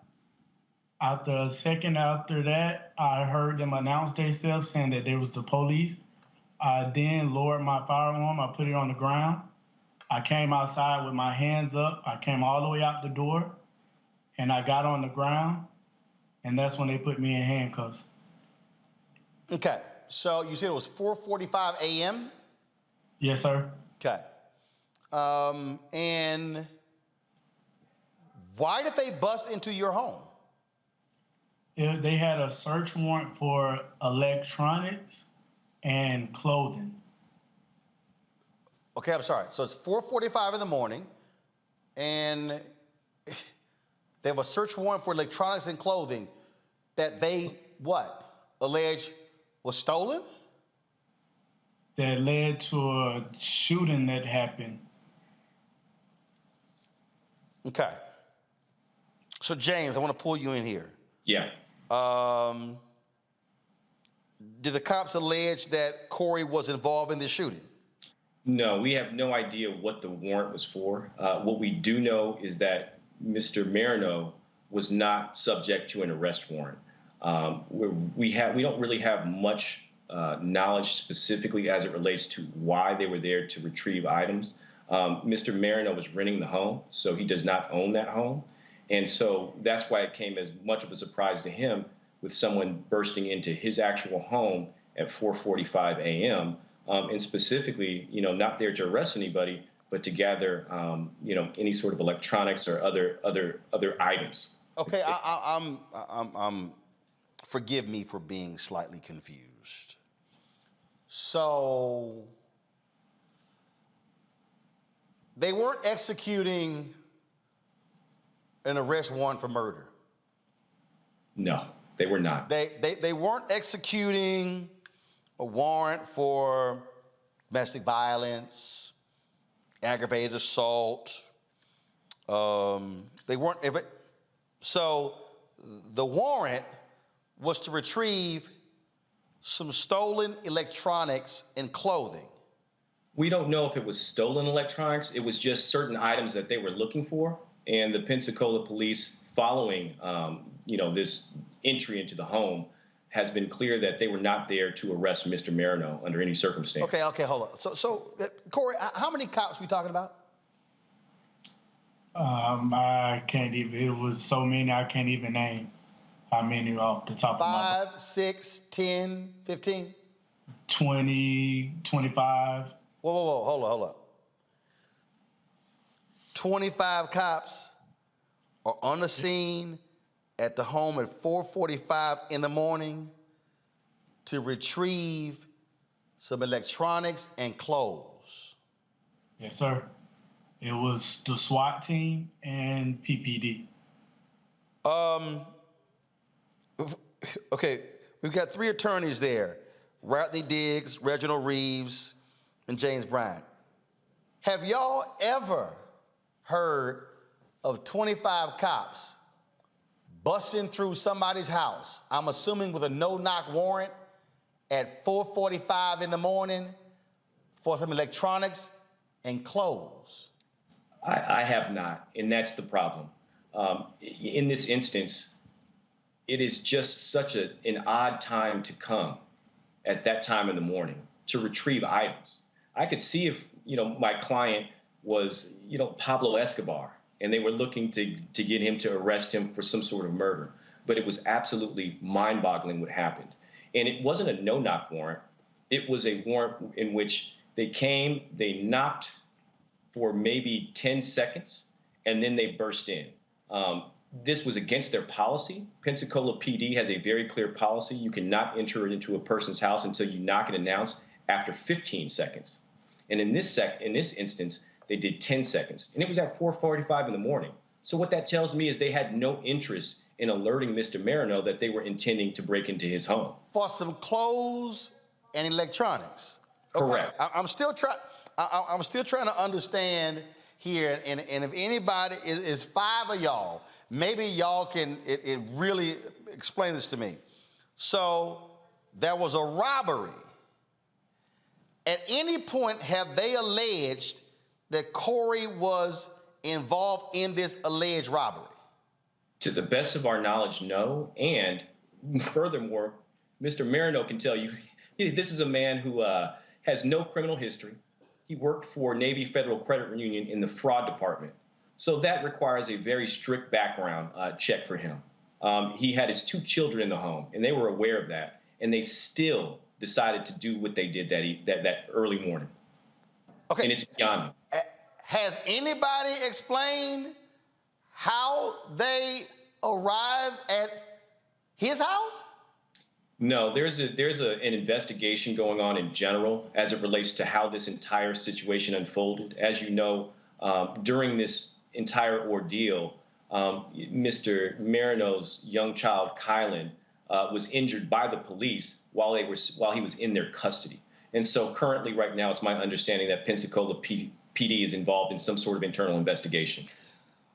Okay, but sir, were any clothes and electronics removed from the house? Only electronics. No clothes were removed. And Mr. Marino is a registered firearm owner, so they took a few bullets, and they took his firearm that he had used. Corey, first of all, Moya, first of all, we're thankful that we can actually talk to you, Corey, because this is very similar to what happened to Amir Locke in Minneapolis. And he's dead. And this is part of the thing that is so that a lot of black folks fear, even those who have gun permits, in that you can have that for your protection and still end up being killed by cops. And to listen to this and then to hear what happened to your child is incredible. Have they given any explanation on what happened to your 1-year-old? Because, look, I've got 13 nieces and nephews. If I walk over to a car and I see one of my nieces or nephew leaning up against the window, the last thing I'm going to do is open the doggone door to cause them to fall out and hurt themselves. Absolutely not. And I think Moya can really sort of explain, what she's heard from them and what she actually heard from her 3-year-old son, Kaon, who witnessed his little brother being injured. I was told by 3 officers at one time that he leaned on the door and opened it himself. Someone opened the door and he fell out, and that he was handed off and was dropped when he was handed off to a family member. My son told me that him and his brother were in the car with an officer. The officer was holding his brother and opened the door and dropped his brother onto his face. Has anybody gotten an apology or an explanation from the cops? Were those police officers wearing body camera footage so we can actually see what transpired there? So from our understanding, some of the SWAT team, they don't have body cam. We haven't been able to identify whether or not the officer who was holding Kylan has body cam. But let me explain something else. After Kylan had suffered these serious injuries to his head, and mind you, he's 1, the officers did have EMS come out, and they decided to send EMS home instead of taking a baby with those serious injuries to the hospital. And when Ms. Dixon arrived, she demanded to know what happened. They at first tried to say, oh, maybe he had a bump and bruise or whatever. His face was covered in blood, and she could not recognize him. And when she said, I need to take my son to the emergency room, the officers attempted to discourage her from taking him to the hospital. Now, mind you, it's a 1-year-old child who just suffered a serious head injury by hitting his head on the concrete. And we all know the dangers when a child hits their head that young. He could have gone to sleep and passed away that night if somebody didn't take a look at him. And that's how serious it is. She did receive an apology from the chief of police, but she never received an apology from these officers. And they completely told her multiple stories that don't add up. And the idea that she was encouraged not to take her child to the hospital, and that Pensacola PD specifically canceled EMS from taking him to the emergency room is absolutely neglectful. It seems as if something was intentional, and we're going to get to the bottom of it. All right, so here's a statement that the police actually issued, and I want to read this statement right here. Go ahead and pull it up, please. The statement reads, after the search warrant was served, 2 children who were inside the residence were in the back seat of a car with a PPD investigator while they were waiting on family members to arrive to pick them up.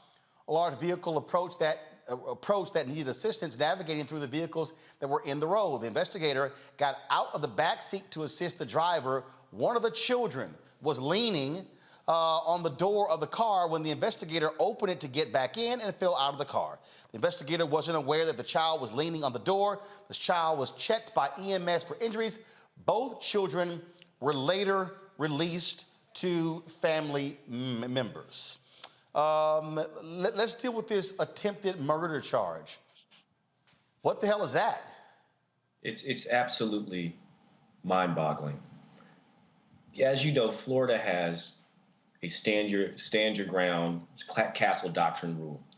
In this instance, Mr. Marino absolutely falls within the exception of standing his ground and protecting his home. He had no idea who was bursting into his home that night, and you have every right to use deadly force in order to prevent an invasion into your home. When it comes to law enforcement, if Mr. Marino does not know that they are law enforcement, he has the right to use deadly force. Furthermore, law enforcement, if they do not follow proper police policy, they also cannot say that the stand your ground or the castle doctrine doesn't apply. In this instance, in the Pensacola Police's own arrest report, they said they waited 10 seconds after they knocked before entering into the home. We know that the policy itself says you have to wait a minimum of 15 seconds. That is a major, major difference when you're talking about seconds in a situation like this. And it really could have been the difference between Mr. Marino being safe, the children being safe, and what we have right now, where we have a young man who has a family that he's been taken care of, and now he is facing the possibility of somebody attempting to take his freedom away. And we will fight that every step of the way. It is wild. I'm going to bring in my panel here. I know they have questions. But this is the thing that we constantly talk about. Philando Castile has a permit for a gun. Tells the cop, I got a permit. He ends up dead. Amir Locke had a permit for his gun. Cops bust in.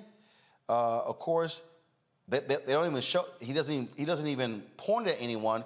He ends up dead. And same thing. The young man who was with Breonna Taylor, who fired, they charged him with attempted murder, and charges were later dropped. I'm just trying to understand. A black man in his house, and folks bust in at 4:45 in the morning, can't protect himself, and he gets charged with attempted murder? You know, Roland, what this is saying is that the Second Amendment doesn't apply to black people. The Second Amendment doesn't apply to black men. We talk about the right to bear arms. This man had every reason to want to protect his 1-year-old and his 3-year-old at 4:45 in the morning. And he did, and he exercised his right. But when a black man exercises his right, he's murdered. Or in the event that he's not murdered, he's charged with attempted murder. And it is absolutely, like I said, it is mind-boggling. And again, that's why we are calling for the Florida State Attorney not to press charges against not to bring charges against Mr. Marino. And I'm quite sure you haven't heard Jack from the NRA. Let's go to my panel. I'm going to start with Larry. He's there in Florida. Larry, go ahead. Any questions? Yeah, first of all, I'm glad that, he didn't end up, police didn't engage him in the kind of way that we would be having a different conversation. Let me say that, first of all, particularly as a father, right? And it's obviously someone who lives in the state. I think my question to you is in general, and probably to your attorney, how do you see this playing out? Because like Roland described some other situations where black males in particular were killed, and in Breonna Taylor's a situation, a sister. But we keep seeing this repeating over and over and over again. So to your attorneys, how do you think this is going to play out with the state attorney general here in the state of Florida? Here's what I'm hoping. I think there's enough information out there for the state attorney to make a decision that in this instance, it does not make sense to bring charges against Mr. Marino. Here, clearly, the Pensacola PD did not follow policy before entering into his home. Secondly, why would you come to effectuate a warrant for documents and things at 4:45 in the morning? Why couldn't you wait until 7 o'clock? Mr. Marino would have gladly let him in. So what I am asking for the state attorney to do is the right thing, which is to say, you know what? In this instance, we've got to protect the rights of the homeowners. Yes, we want officers to be safe, but given these very specific facts, nothing substantiates a reason to pursue charges. So I'm hoping that is the case. However, you never know what's going to happen when it comes to a decision by a state attorney. So if in fact they do decide to pursue charges, we will have to put up the defense necessary to ensure this man's freedom. And as it relates to the children, they are absolutely devastated. We still don't know what injuries Kylan has suffered. tell you that he has suffered injuries that he was walking prior to this incident. He's no longer walking, and he's won. He has significant emotional mood swings, and that's very indicative of a potential injury to the frontal lobe. And then you have his brother, Keon, who is frightened every single day. And it is heartbreaking. But what we want is accountability. And I think that if all parties use their heads, they'll work with us to resolve the issue as it relates to the injuries that happened to the children and to not pursue charges against Mr. Marino. It's the right thing to do. Reese. My question was actually going to be about the children. Ms. Dixon and Mr. Marino, what you have experienced with your children is just unconscionable. And Mr. Marino, the treatment you've experienced is appalling and abhorrent. My question is, what are the political levers that we can use? Because we know these are political decisions. This is an election year that we can exert to reverse this decision and make it untenable for them to continue with these baseless charges. We need the Pensacola community, and they came out today. We need the Pensacola community to band together. We need law enforcement to accept the fact that, you know what, this probably wasn't the best way we could have handled this situation. And most certainly the injuries to the children are unacceptable. Coming together and saying, you know what, we apologize and we'd like to work this out. But we need community leaders. We need just the citizens of Pensacola to start saying in writing to their city council members, to the mayor, this isn't right. And we stand by Corey, and we stand for justice. We stand by Kylan, we stand by Keon, and we stand by Moya.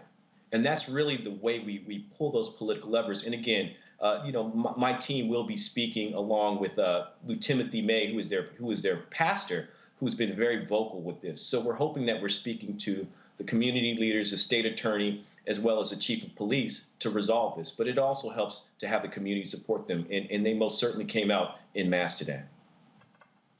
Greg. Thank you, Roland. And I'll keep this brief. I'm really trying hard to restrain myself from calling these Paterolas devils, saying they are from the depths of hell. So I won't say that. Listening and reviewing, first of all, your composure is remarkable. Let me say that to both of y'all, seriously. And thank you for that. And I realize, Counselor, that that's a major point in this.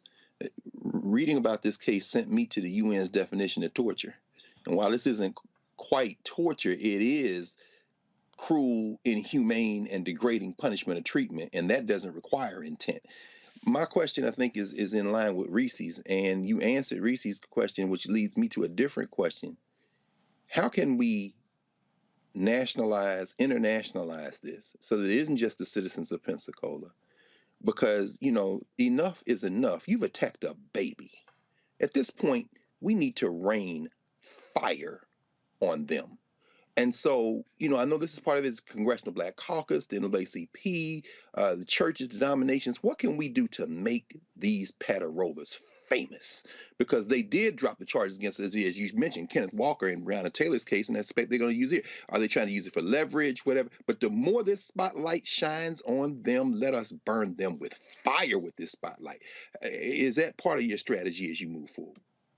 Absolutely. That is why we're here. I mean, they retained us because we do not have any fear of anyone or anything when it comes to fighting for the constitutional rights of people around this country, specifically this Black family, and specifically the challenges that Black people have faced where their civil rights are completely being trampled. And what I'm also going to say is this: we will bring hell. And the reason why that is because no-knock warrants, knock and wait for 2 seconds to say I complied in busting in people's homes, it's unacceptable. That's right. Disregarding a Black man's right to his Second Amendment, knowing that, and they knew he was a registered firearm, disregarding that and charging every Black man for wanting to defend themselves, that has to end. And yes, we will talk to the CBC, and I need the president to continue to do what he promised. He promised to make change about these things. And we've already had a series of unnecessary deaths. And quite frankly, it is driving me nuts that we are not doing more, that we're not seeing more movement. We saw the George Floyd bill die. It is time for all of us around this country to once again band together to put an end to no-knock warrants, to put an end to knock and entry where you do not give that person enough time to even know what's going on. It's unacceptable, and we have to start fighting these things, and we have to hold people accountable. And people who hurt babies must be fired, period. Yes, sir. Yes, sir. Yes, sir. It makes no sense whatsoever at all. First of all, Corey, how are you doing personally, emotionally? Because it's a whole lot to deal with when we talk about these stories like this. Honestly, I'm not doing too good. I'm not sleeping at night. I'm up. My anxiety, I never had anxiety before, but lately I've been having real bad anxiety. I wake up to loud noises. If I hear any loud noises, I hyperventilate. It's really been tough on me. And then to see my kid the way he was is really been hard. And also economically, you lost your job. Yeah. So I'm without a job. Well, how'd you lose your job? The next day they fired me saying due to the circumstances. What? The Navy Federal Credit Union fired this young man, someone who had passed all of their rigorous background checks, because of the circumstances. He hasn't even technically been charged with the crime yet. And now he is unemployed, and he's struggling to be a father to pay for things for his family and still be a father to provide them emotional support. It's devastating. Unbelievable. Folks, we appreciate you providing us this exclusive. Please keep us abreast of what happens in this case so we can update our audience. Thank you so much, Roland. Thank you. All right. Folks, again, this story right here is why Black media matters. It's because when we have the ability to tell our own story, to share these stories, and give it the time necessary as well. Again, a lot of attention, Greg, is on the Amir Locke case, but when you talk about this here, again. Thanks so much. And we talk about NRA, where y'all at? Y'all love talking about Second Amendment. But it's amazing, every time we have one of these stories where a black person has a gun and a permit, boy, the NRA is quiet as hell. Dana Lash, Grant Stinchfield, all y'all talk with the NRA, what's that, Colin Noir, whatever the hell his name is. Where y'all at? Yeah. Well, Roland, I mean, as we know, their counselor said it perfectly at the beginning. The Second Amendment doesn't apply to Black people. When the Panthers busted up in the state legislature in Sacramento with those guns, they changed the gun laws in California. In other words, no, y'all can't be doing that. And let me just say parenthetically that I was impressed with not only their composure, but with how their counselor presented himself. Folk got money in Navy Federal Credit Union, maybe want to consider withdrawing it. And in fact, if that's Navy Federal Credit Union, seems to me that perhaps the Secretary of the Navy needs to send a message down. I mean, this is where elected officials can get involved. This man gonna lose his job behind that. Is there some collusion between the patrollers and the damn Federal Credit Union down there? But in short, if the Castle Doctrine and Stand Your Ground law is anything other than a weapon to use to hunt Black people, that lawyer's gonna find out. And if indeed these charges hold against the brother, and in fact we see an outcome we don't like, then they've taken one more step toward lawlessness in this country. I can't say that I'm necessarily sad about that, but as we've all said, they dropped a baby. That boy brother said what happened, and then they're gonna tell a straight lie about it. There's no reforming that. I like the way that lawyer talked. It's time to go to war with these people, straight up. And I think that type of intellectual warfare has to be pursued. That's different than a gun. I'm not talking about a gun. I'm talking about the best minds we have and flood the damn place. That man lost his job on top of this. They trying to punish him. Again, this is what we talk about, Larry, about being Black in America. I mean, it's 4:45 in the morning. If you got a gun and all of a sudden folks bust through your house, the first thing you're gonna do is grab your weapon. And now he's facing attempted murder charges? And for some damn clothes and electronics, 25 cops? Yeah, I got to tell you, Roland, I'm thinking of Fannie Lou Hamer. I'm sick and tired of being sick and tired, right? We keep going in circles about it. We keep seeing these same challenges every single year. And, I'm thinking about his trauma and then, the trauma of both children, and not only the actual emotional trauma, but the 1-year-old. And, I'm certainly wondering, again, MRI, to find out what is some of the possible long-term damage, right? And as a parent, you feel for him and you can see it in his face. I mean, this is a traumatic experience, but this kind of violence and trauma is consistent with the challenges that Black people in this country have dealt with for, since in 1619. Also want to add, this kind of heard there because the attorney talked about the George Floyd Justice and Policing Act, right? So once again, here we are back again, from the very beginning of once again of another traumatic experience that these children have been traumatized, possibly the rest of their life. And when obviously their father, the mother, and family members and members of the community are traumatized. And like I said, sick and tired of being sick and tired. And we have to really, like I said, hold these members of law enforcement responsible. Jumping a 1-year-old is not acceptable, and certainly not kicking in somebody's door in the middle of the night. And then, like I said, in the state of Florida, he has the right to protect his family. But once again, it's uneven in terms of how we get treatment throughout United States history. So I'm not surprised. Absolutely difficult to be Black in this country, Reese. I'm enraged on every level of being enraged. First of all, let me say that these cops are lying their motherfucking asses off because you do not bring 20 officers for no damn clothes and a computer. So whatever they really were trying to get at, it sounds like a case of damn mistaken identity, and they're trying to cover their ass with this bullshit charge. That's number one. Number two, we're talking about children, Black children. I know that these cops believe no human involved, but we're talking about children. A 1-year-old traumatized psychologically, physically, makes me motherfucking ill and irate. And I can't talk about it in academic, calm terms because it's infuriating. This is terrorism against a family, and it's adding insult to injury on top of injury on top of injury on top of lifelong injury. Hopefully not, but this is going to reshape the childhood of these 2 young Black boys who are the children of law-abiding citizens. And guess what? Even if he was guilty of a crime, who gives a fuck? That does not mean you get to drop a child on their face and shrug it off and try to dissuade them from getting medical attention or try to lie about it. That does not give them the right to do that. So as Dr. Carr says, there's no we. This is where we as Black people or people of conscience have to test that and wrap our arms around him. I want to know, what is his Cash App? Does he have a GoFundMe? Actually, they do. I just got a text message about their GoFundMe. I'm waiting for them to send it to me, and so when we're gonna give that, so folks, we're gonna pull that up after this break. We're gonna pull it up. We're gonna show folks what that. Can I just finish one more thing I want to say?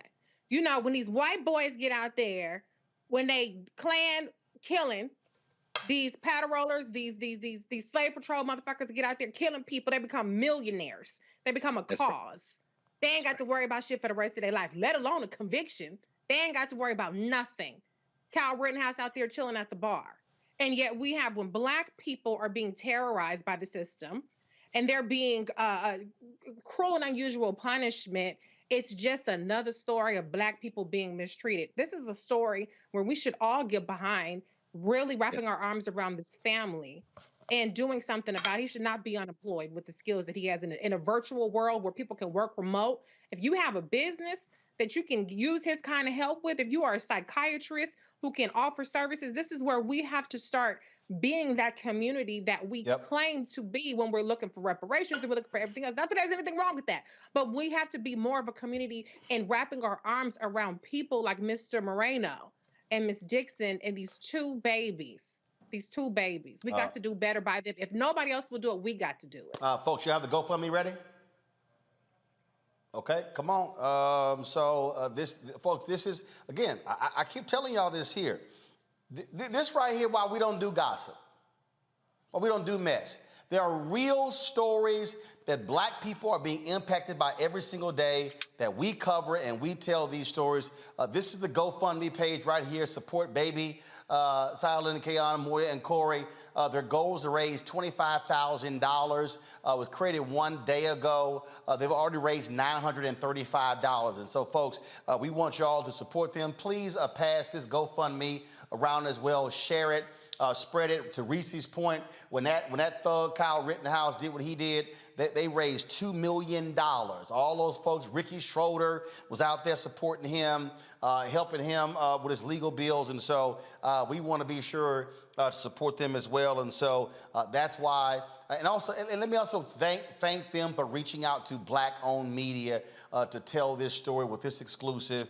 That's important as well, which is why we do what we do. And so before I go to a break, and yes, I'm going to take your phone calls. Before I go to a break, I do want to go to Minneapolis. Georgia Fort now joins us to give us an update and the breakdown of what happened in the courtroom today when those 3 former cops were found guilty for doing nothing to save the life of George Floyd. So, Georgia, walk us through what happened in court today.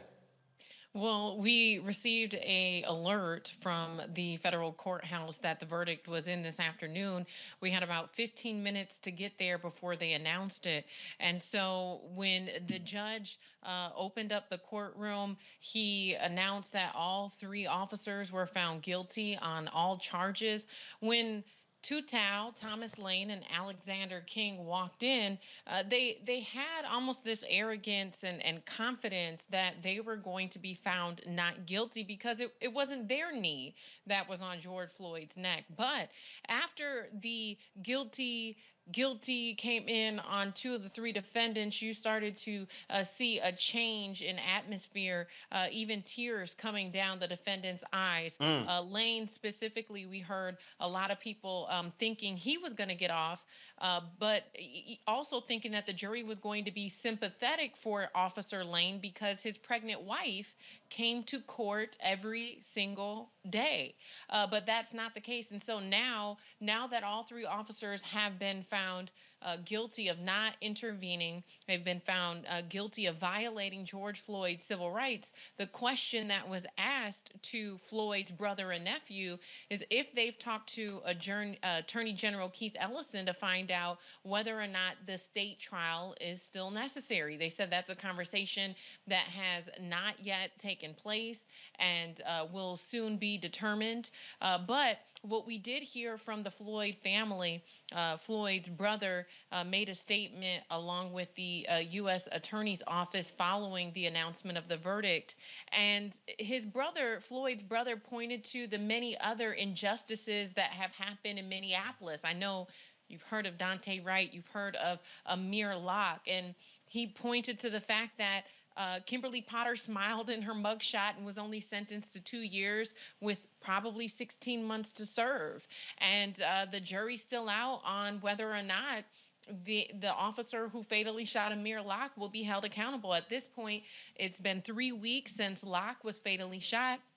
And we have not heard from Mayor Fry. We have not heard from the interim police chief, Amelia Huffman. We haven't heard from the Hennepin County Attorney's Office. We haven't heard from Keith Ellison. No one is talking about whether or not Locke will be fatally shot. And so while obviously the 3 officers who were found guilty today, obviously that's a total different case. The way that Floyd's brother tied all of these events together, he said every time he comes to Minneapolis, it's not for anything good. And while he was here for the Chauvin trial, Dante Wright was fatally shot. And then while he was here for this trial, Amir Locke was shot. And so they're also hesitant about coming back if there is a state trial for the other 3 officers, because the record that we have here, I mean, by then we might have another police killing. And so the community continues to protest.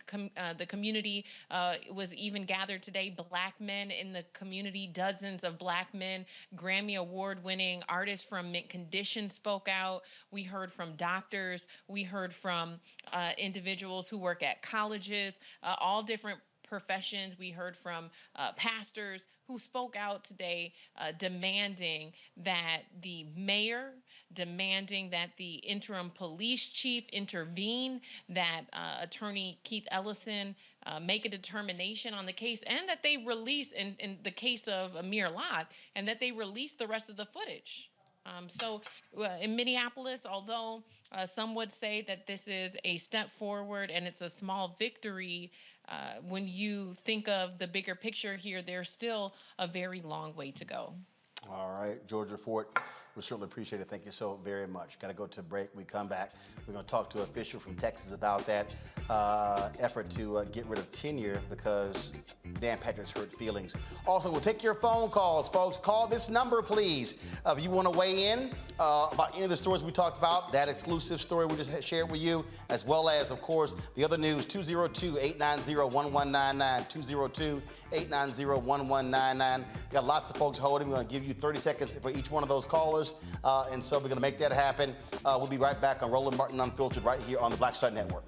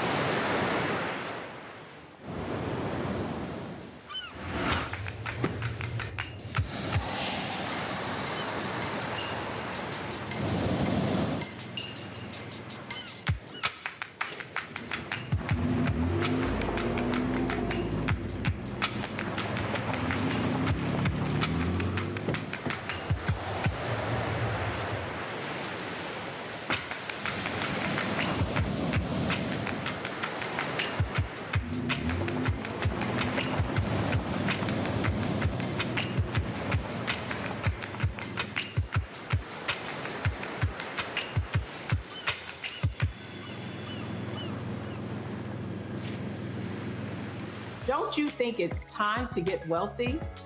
I'm Deborah Owens, America's Wealth Coach, and my new show on the Black Star Network focuses on the things your financial advisor or bank isn't telling you.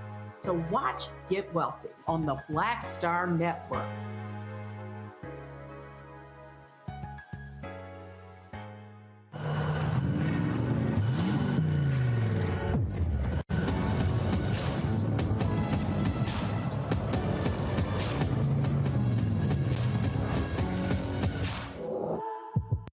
I'm Dr. Greg Carr, inviting you to take your seat at the Black Table, and we'll be discussing the past, present, and future of Black History Month. But we need to understand what the principal ask is of African people to understand themselves. Take your seat and join the conversation, only on the Black Star Network.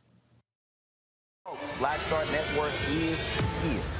Oh, no punches! I'm real revolutionary right now. Support this man, Black Media. He makes sure that our stories are told. Thank you for being the voice of Black America, Roland. Stay black. I love y'all. All momentum we have now, we have to keep this going. The video looks phenomenal. See, this difference between Black Star Network and Black-owned media and something like CNN. You can't be Black-owned media and be scared. It's time to be smart. Bring your eyeballs home. You dig?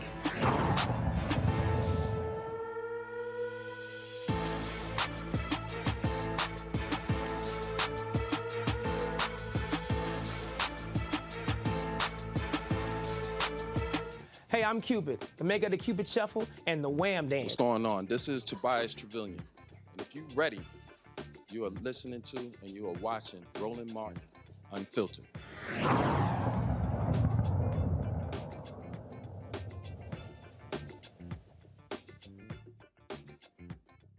folks, welcome back to Roland Martin Unfiltered. We're pulling up the next guest, talk about that story out of Texas when it came to this whole battle with tenure. I want to go to the phone lines and get all of you out here talking about what's going on. Let's go to Porto McMillan. Porto, you on Roland Martin Unfiltered. What's your comment? Porto? You there?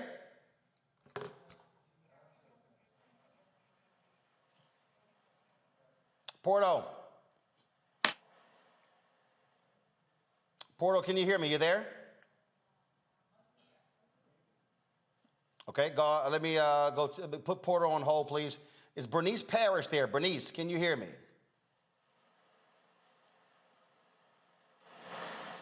Bernice, can you hear me? Bernice, you there?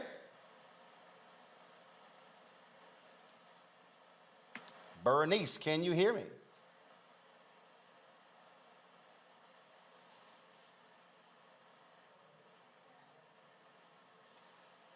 Y'all want to tell me what's going on in the control room?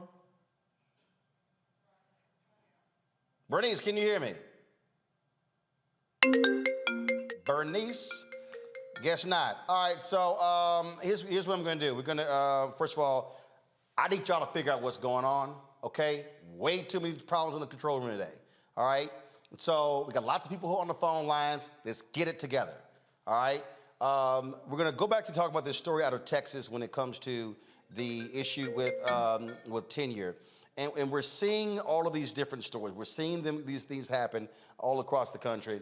And what it's speaking to, as I said earlier, is what happens when you have, frankly, flat out crazy folks who are in power in this country. And so in a moment, we're going to talk with a woman. She's actually running for lieutenant governor in the state hopefully to run against Dan Patrick. She's also a professor of sociology at Texas Southern University, Carla Bailey. And so, all right, Carla, you there? Yes. All right, so Carla, so we were talking earlier about this thing that Dan Patrick is doing, and frankly, it just makes no sense whatsoever. But it shows you how Republicans in Texas want to stifle freedom voices. They want to stifle people who disagree with them. This is about absolute control, and because they oversee Texas state universities, they want to impose their will on these universities. Absolutely. I mean, what we're seeing is not only an attack on a system, tenure system that has been meant to ensure that professors have academic freedom across the board, but I think what we see that if this actually goes forth in a state of Texas, we also know what kind of impact this can have on historically Black colleges and universities. And so when I entered even this race, I had no idea that my very job would be on the line as a professor who actually really focuses on social inequality and studies relating to social justice, which is a direct challenge that this current leadership is attempting to do. And for them to literally threaten to end tenure is unbelievable. I mean, isn't the whole point of tenure academic freedom? Yeah, absolutely. I don't think anyone would have saw this coming. I know that what we're seeing in Texas is really this anti-democratic movement, and we're seeing that it's less than 20% of Texans who've really embraced this. So what we're seeing that even I think if we were to have some conversations with some Republicans, they would be against this, and that's what we're seeing. And if they can do this in Texas, God knows where else they can do it. Absolutely. And so it is ongoing. But first of all, Dan Patrick has been absolutely unbelievably awful for Texas. This is the same person who said that older Texans should frankly die so kids won't have to take vaccine mandates. And I'm sitting there going, why don't you volunteer yourself then, if that's the case? And again, that's the kind of thing that we're seeing happen there in Texas. How are professors responding to this threat? Oh, I actually think that Dan may have targeted the wrong population. I mean, you shouldn't target any population, but I think this very system crosses race, class, gender. It crosses, even occupation, because at the end of the day, these professors, and I'm a professor as well, is actually educating students who go out and become our, our next leaders in various industries. So this is not something that professors and educators are taking lightly. And I think in the weeks to come, you're going to see much more pushback than we're already seeing. All right, then, Carla, we certainly appreciate it. The primary, folks are going to the polls right now. You've had lots of cold weather there in Texas impacting the polls there. So, folks, be sure to vote on Tuesday in the Texas primary there. So, Carla, we appreciate it. Thanks a lot. Thank you for your work. All right, folks, so we're going to do this here. Let me do this here. Y'all pull the GoFundMe page up, please. I told you this a few moments ago. I gave you the GoFundMe. I just want to show y'all how our viewers respond. No, y'all got to refresh that. Y'all got to refresh that. That was $935 we told y'all. That number, hit refresh, please. That number now is $5,000. And so in less than 10 minutes, our fan base, can y'all please hit refresh? Okay, in less than 10 minutes, our fan base has given almost 20%, what we've given. So it's about $5,100. And so it was $935 when we started. The number's gone up to more than 5,000. And so we're going to show it again, folks, by the end of the show, what we have given. All right, let's go to a quick break. We come back. We're going to take your phone calls right here on Roland Martin Unfiltered on the Black Star Network.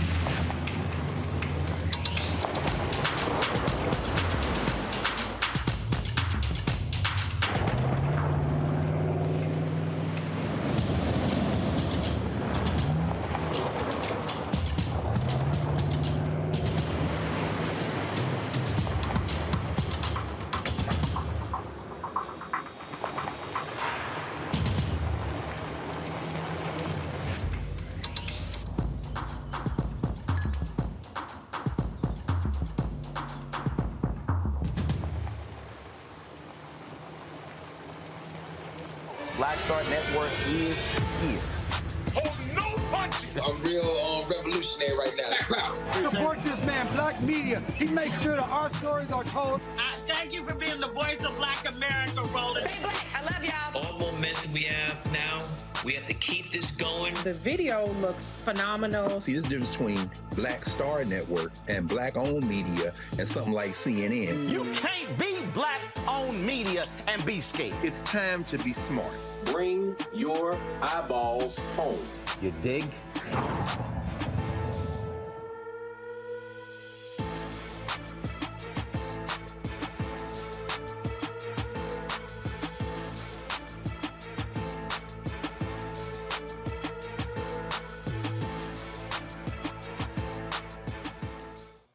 All right, folks, welcome back to Roland Martin Unfiltered. Let's go to the phone lines. Lines are open.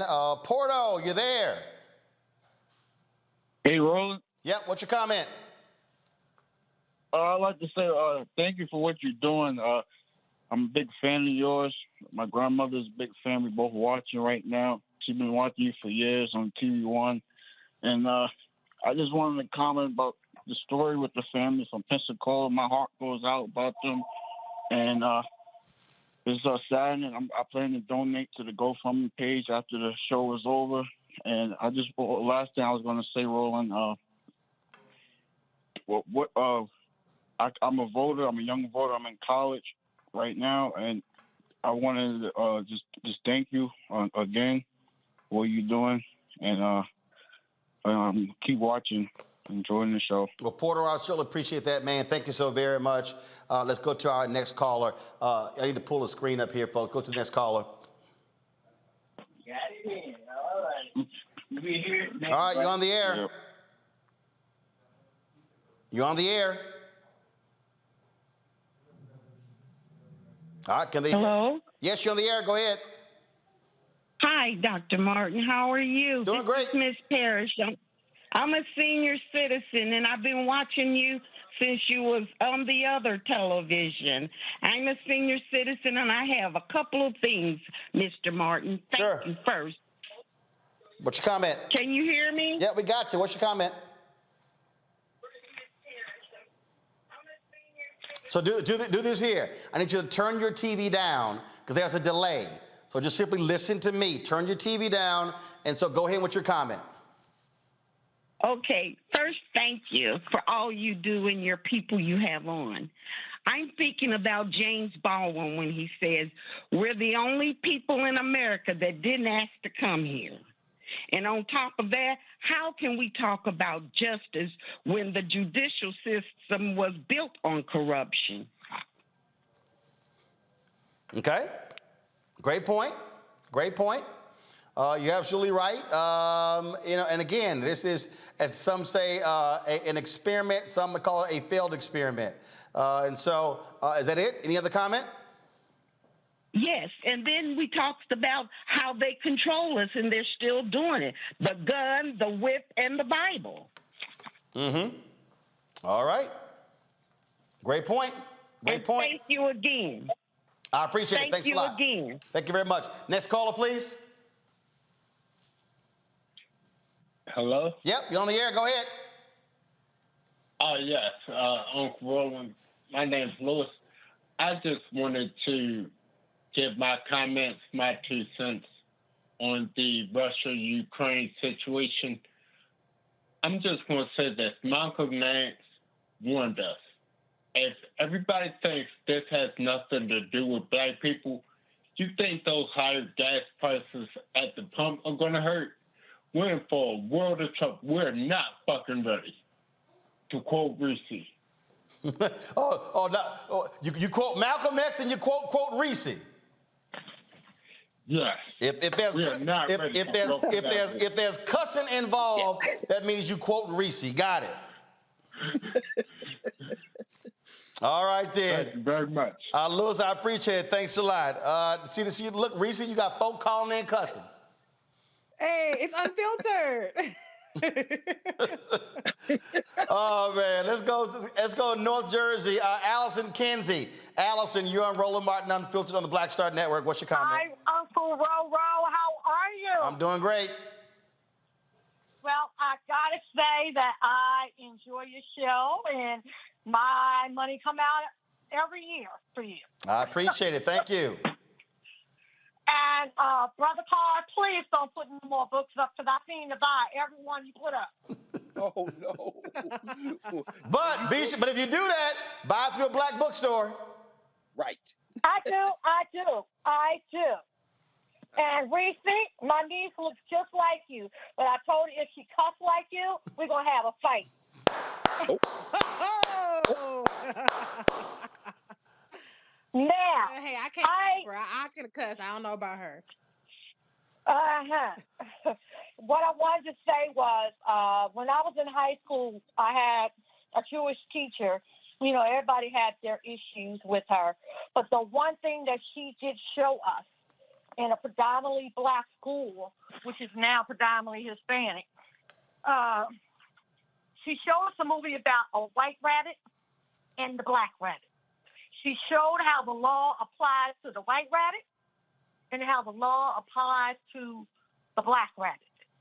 She was letting us know that even though the law says this, between the lines, it means something else for us. Meaning to protect ourselves and don't basically say what my mom said. You can't do what other people do and walk upright. Because you weren't made to walk upright when they brought you here. Mm-hmm. Okay. All right. So I really enjoy you. Allison, we appreciate it. Thanks a lot.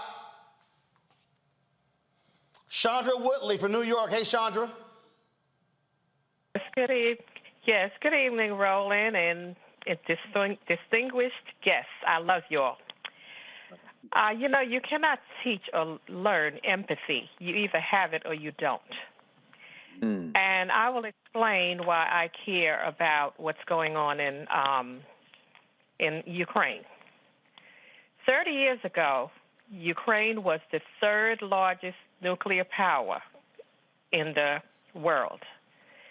They gave up their nuclear weapons in a nuclear proliferation treaty, and Russia signed on to that. Malcolm X got in trouble when he said about chickens coming home to roost. Muammar Gaddafi was asked to give up his nuclear weapons, and he gave them up, and the Obama administration said, we took him out. Imagine a world where Mexico could decide one day that they're going to come up in the United States, take back the states of Arizona, California, Colorado, New Mexico, Nevada, and Texas, because that was once their territory. Empathy would tell us that you could use that analogy for the Ukraine. I agree wholeheartedly with everything that Dr. Carr says. America has been waging hegemony around the world for years. But I fear that the next hegemonic war will be fought right here in the United States against us. And I thank you for everything that you do. I appreciate Good it. night, all. Chandra, thanks a lot. I appreciate it. Thanks a lot. You know, Larry, Reese, and Greg, this is really important. I love the point that she made about Ukraine and then tying to Libya. This is why Pakistan, this is why India said, no, we ain't good about nuclear weapons. This is why North Korea playing the games that they play, because they understand you having a nuclear weapon means you're going to back the hell off of trying to come after us. That is the reality. Now, folks say, hey, I hate nuclear weapons. It's only one country that has actually used a nuclear bomb against another country. And the reality is we have seen this. This is why Saddam Hussein, this is why other countries, this is why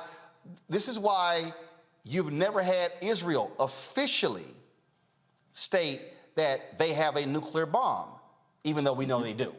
And that's the deal, because it is served as a deterrent from other superpowers trying to come into your country. That's just a fact. That's right. That's right, Roland. In fact, you know, our society in the United States has a memory of a fruit fly. Even as Saddam Hussein was trying to negotiate with the U.S. government to prevent invasion, because remember, they had a beef with Kuwait. The United States had already determined they were going to go into Iraq. It was nothing they can do. The UN tried to negotiate. You had people try. No, hell no. They're going to invade. And they used the pretext of protecting the Kuwaitis. That sister really did lay it out. South Africa, if you remember, was forced to give up the nuclear weapons. Why? Because it was going to be a black-controlled government had those nuclear weapons. And what she has said, again, I mean, and we know, and we're looking at our brother, and you've had him on this show now. I'm sure he's swamped with interviews everywhere. I've been trying to follow Jarrell Starr a little bit, and he's in Ukraine right now. I think he's in Kiev. And of course, we know who suffers in war: the people. It ain't the politicians, it's the people. And so, I'm really thinking about the regular folk in places like Taiwan and other places, because trust us, China got the bomb. And China is looking to see how this is going to play out. This can't be won with force. I don't know that it can be won with diplomacy. Some of this we may just have to eat, because at the end of the day, if you got the bomb and they got the bomb, as Curtis Mayfield said, if there's hell below, we all gonna go, and we along for the ride at this point. Something's got to give, and I think we should all be very concerned about the situation we're in right now. I agree, absolutely. The next caller, I think, has a question for you, Greg. Devin Young. Devin, you're on Roland Martin Unfiltered. What's your question? Hey, how y'all doing? Appreciate everything you're doing, Roland. Reese, you look so much like my beautiful sister. So apparently on this call, you're hearing from your kin, I guess. Does your sister cuss like Reese? From time to time. Her name is Erica. So special affection for this panel. This question is for anyone, but I have a feeling Dr. Carr will want it. It relates to Black History Month and the trials happening now. Carter G. Woodson in Miseducation of the Negro says, the trial by jury originated in Africa or from Africans. How can I verify that, and what sources can I find to learn more about that? Because all I see online is England and Greece. Okay, very quickly, brother. Thank you for the question. The concept of the jury as we have it today comes out of the Western traditions, the English common law. But if you're talking about a kind of tribunal to judge between two disputants, where a lawyer is representing one side, you can find that in the ancient Egyptians. In fact, if you look at the dispute between, the Greeks would call him Thoth, Thoth. This dispute between Horus and his uncle Set. They fought each other over control of the Nile Valley, and Horus was represented by Thoth, Thoth, and the jury were the Netjeru, who represented each of the states, for lack of a better term, in ancient Egypt. Their first trial is Egyptian. Look up the Battle of Horus and Set, and from there, look up the trial. I believe it was the Ennead, which is the 9, who judged. But that was the jury trial, brother. And that's about as old as it gets in human history. All right. Devin, we appreciate it, man. Thank you so very much. I'm going to do calls for 3 more minutes. Let me quickly go to Russell. Russell, you're on Roland Martin Unfiltered. What's your comment? Hello? Yes, you're on the air. Yes. Roland, I want to thank you guys for what you do every day. And this question is for the whole panel. Do you guys believe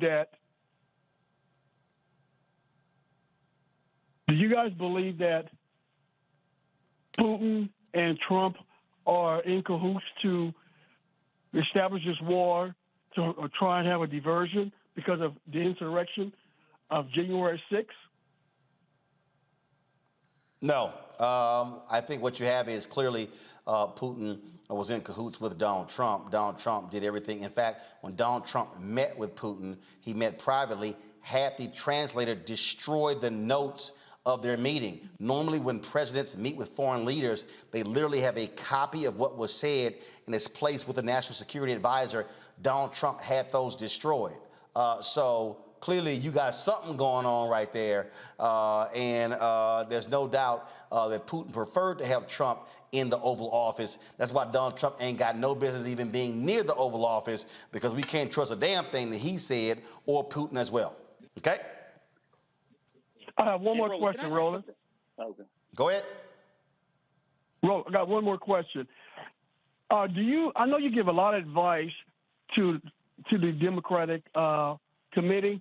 Do you ever try and, I guess, have them listening to your show, or somebody relay messages to them regarding your show? Oh, trust me, they listen.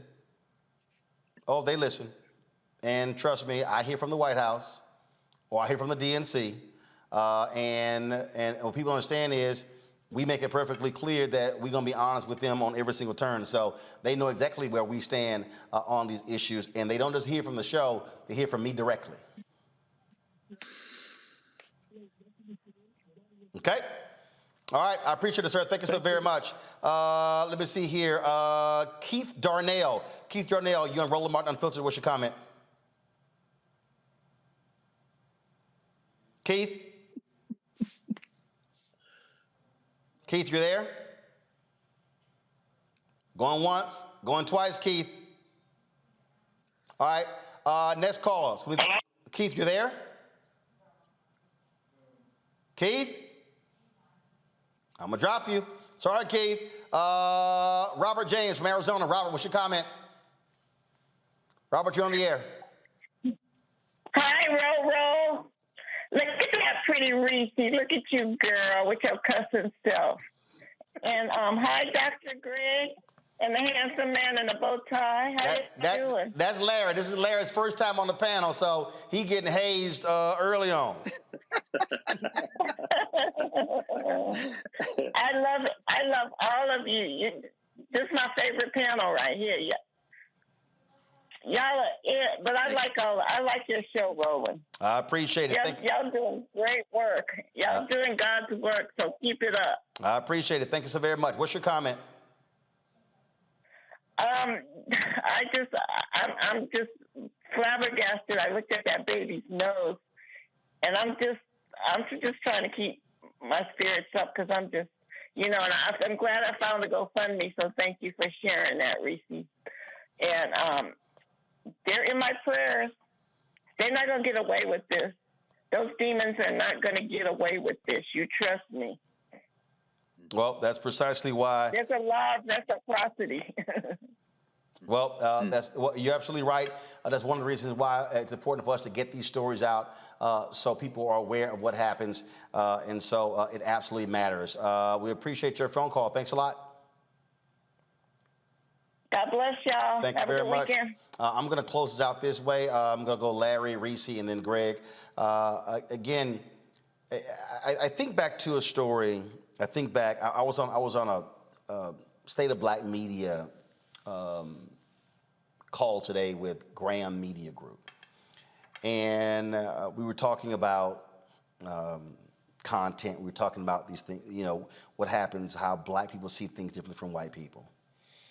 And when I was at TV One, the first CEO we had at TV One was my man Jonathan Rodgers, our frat brother, Greg. And when Jonathan retired, he was replaced by Wanya Lucas, and then she left, and then we hired Brad Siegel. And one day we were in Brad's office, and Brad was the first white president of TV One. And Brad asked me, well, the stories that you do on the show, I just think we're seeing the same thing every day. I said, what do you mean? He said, it's, every day it's these shootings and police brutality. I said, because that's the shit that's happening to Black people, Brad. And that's what we cover. And then if we don't cover it, then who will?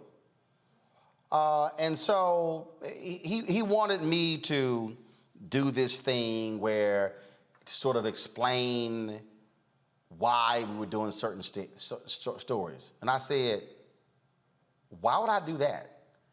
Well, for people who don't understand, I said, Black people understand it, Brad. You're not Black. I don't have to explain to Black people why we do stories on police brutality. And now mind y'all, I was the host, but also the managing editor, which I had final say so on content. And I said, Brad, you know what? Just do me a favor. Why don't you focus on prime time? I said, why don't you focus on prime time and dealing with advertising? And why don't you leave the news content to me on News One Now? Now, I'm sure he was taken aback because he was the president of the network, but I ain't give a damn. Because I wasn't about to sit here and have to explain myself as to why I was doing these stories. I said, because Brad, Black folks are the ones getting shot by the cops and getting beat by the cops, and if we don't do these stories, well, who the hell will? So maybe when they stop shooting and killing Black folks, then it won't be my lead story. That right there, Larry, is why I keep trying to tell people why it matters for us not to be so and where we inundated with damn entertainment and sports and gossip and all this sort of stuff. If we do not have places where we are covering the real issues, then all we doing is hoping white media cover us and do it from our vantage point, and that just ain't gonna happen. Yeah, your platform is important. Like I said, as a Black man, but also as an alpha man. But Black folks have been not another alpha in the house. Scott Bolden is throwing up somewhere. Another alpha man. But you're right. Your platform is critically important because look at the panelists, right? How often you turn look at cable news networks and see people look like us.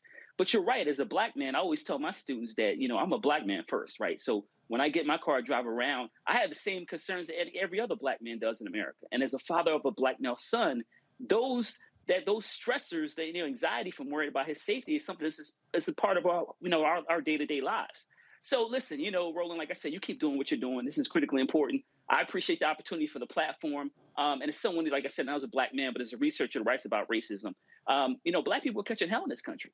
And we have to be able to offer some programming on TV that counters a lot of the nonsense you see on cable TV, because it will continue if these disinformation campaigns will continue if we don't have platforms like yours. So I applaud you, appreciate it, and this is, as always, a wonderful opportunity. Larry, I appreciate you joining us. First time on the panel. Great job.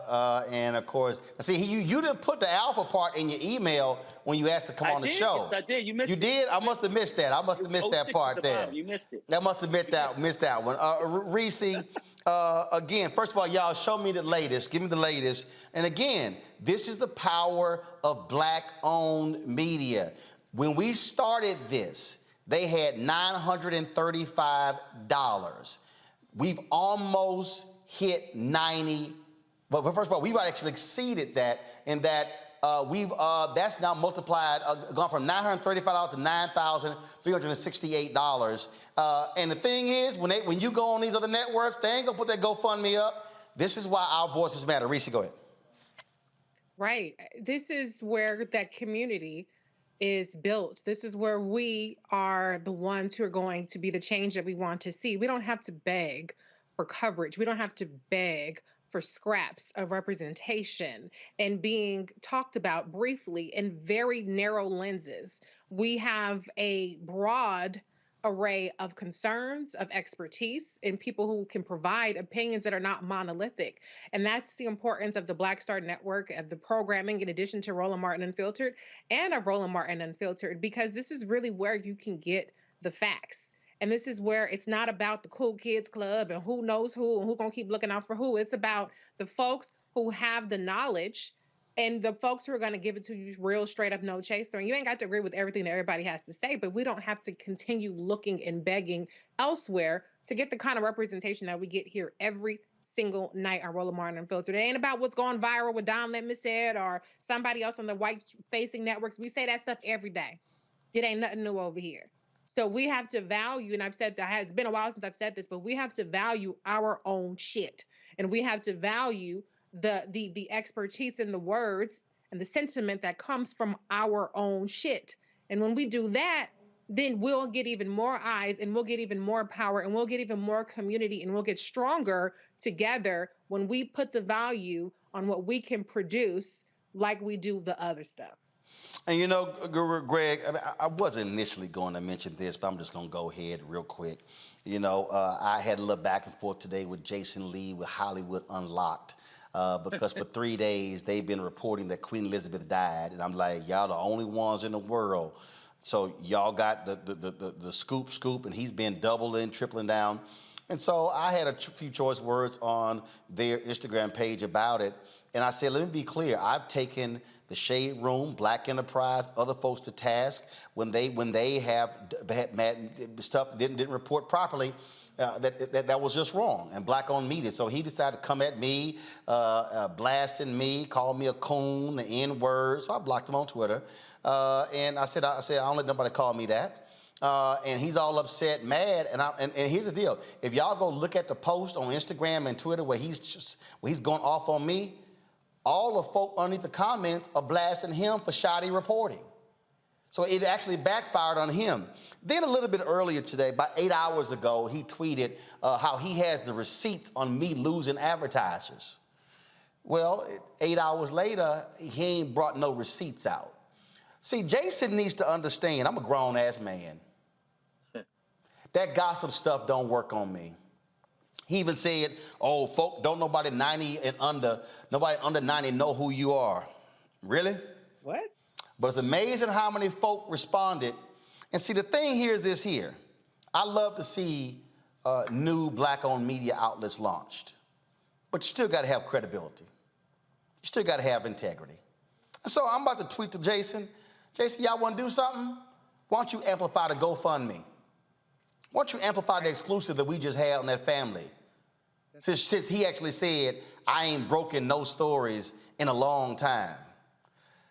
Boy, my stuff is so long, you can't even catch up.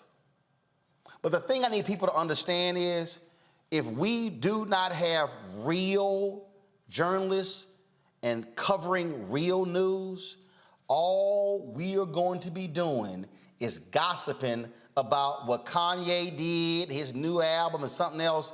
I need people to understand The time has come for us to return to our roots of the North Star, of Ida B. Wells Barnett. That's why she's right there. That's why she's here, right there. We got to return to the writings of James Baldwin. We got to return to when Ebony had some of the most comprehensive coverage of what issues of impacting Black America, what Jet was doing, Negro Digest. See, we ain't got time for games here, y'all. The other side ain't playing. If y'all want to see the top 10 sites on Facebook, nearly all conservative. They're literally banding together. Yesterday, Greg, I sent a note, made a comment to about 30 high-profile African Americans. Probably, if I added up all of their following, we would exceed 75 to 100 million. And I said, what if Black people did what conservative media did? And that is, to Reese's point, not just recirculate a clip of Don Lemon or a clip that's on MSNBC. I said, but what if Black folk with huge followings said, we're going to circulate 10 clips of Roland Martin Unfiltered every single week. And then we're going to circulate clips from this Black-owned media outlet, and then this one right here. I said, you know what would happen? The following would rise dramatically, which also raises the revenue of those companies. That's right. And a couple of people responded, oh man, you're right. But ain't nobody retweeted one thing. So a lot of people talk about the collective, but a lot of folk, Greg, ain't real about the collective. They're about them collecting a check themselves. Close us out. You're right, Roland. I mean, you know, when I say there's no we, that includes the notion of the Black community. What held us together initially was our common oppression. And out of that common oppression, we built a community. But after the change in the laws in the United States, desegregation, you see increasing fractures in that solidarity. So that's where we get to where we are. But the beautiful thing about it, Roland, is, and everybody, you know, we work with Roland, we see how hard he works. When you work like that, you engender trust. It is trust that now has that GoFundMe approaching 10,000, and it'll probably overflow. So by the time the sun comes up on the East Coast of the United States of America, that family in Pensacola will be a little less stressed. That's because of trust. People don't just give money, hard-earned money, particularly Black folk. We don't crowdsource things because we don't have it like that. But if it's somebody we trust, we do that. And you don't build trust overnight. Ask people at BNC. You don't build trust overnight. And it's not whether they're good or bad people. At the end of the day, it is because people learn who they can rely on. You know, when you see Roland in Liberia, when you see Roland in Ghana, you know, Roland's come out of his pocket. Roland is pinching pennies. Roland is every dollar you give is immediately repurposed into the work.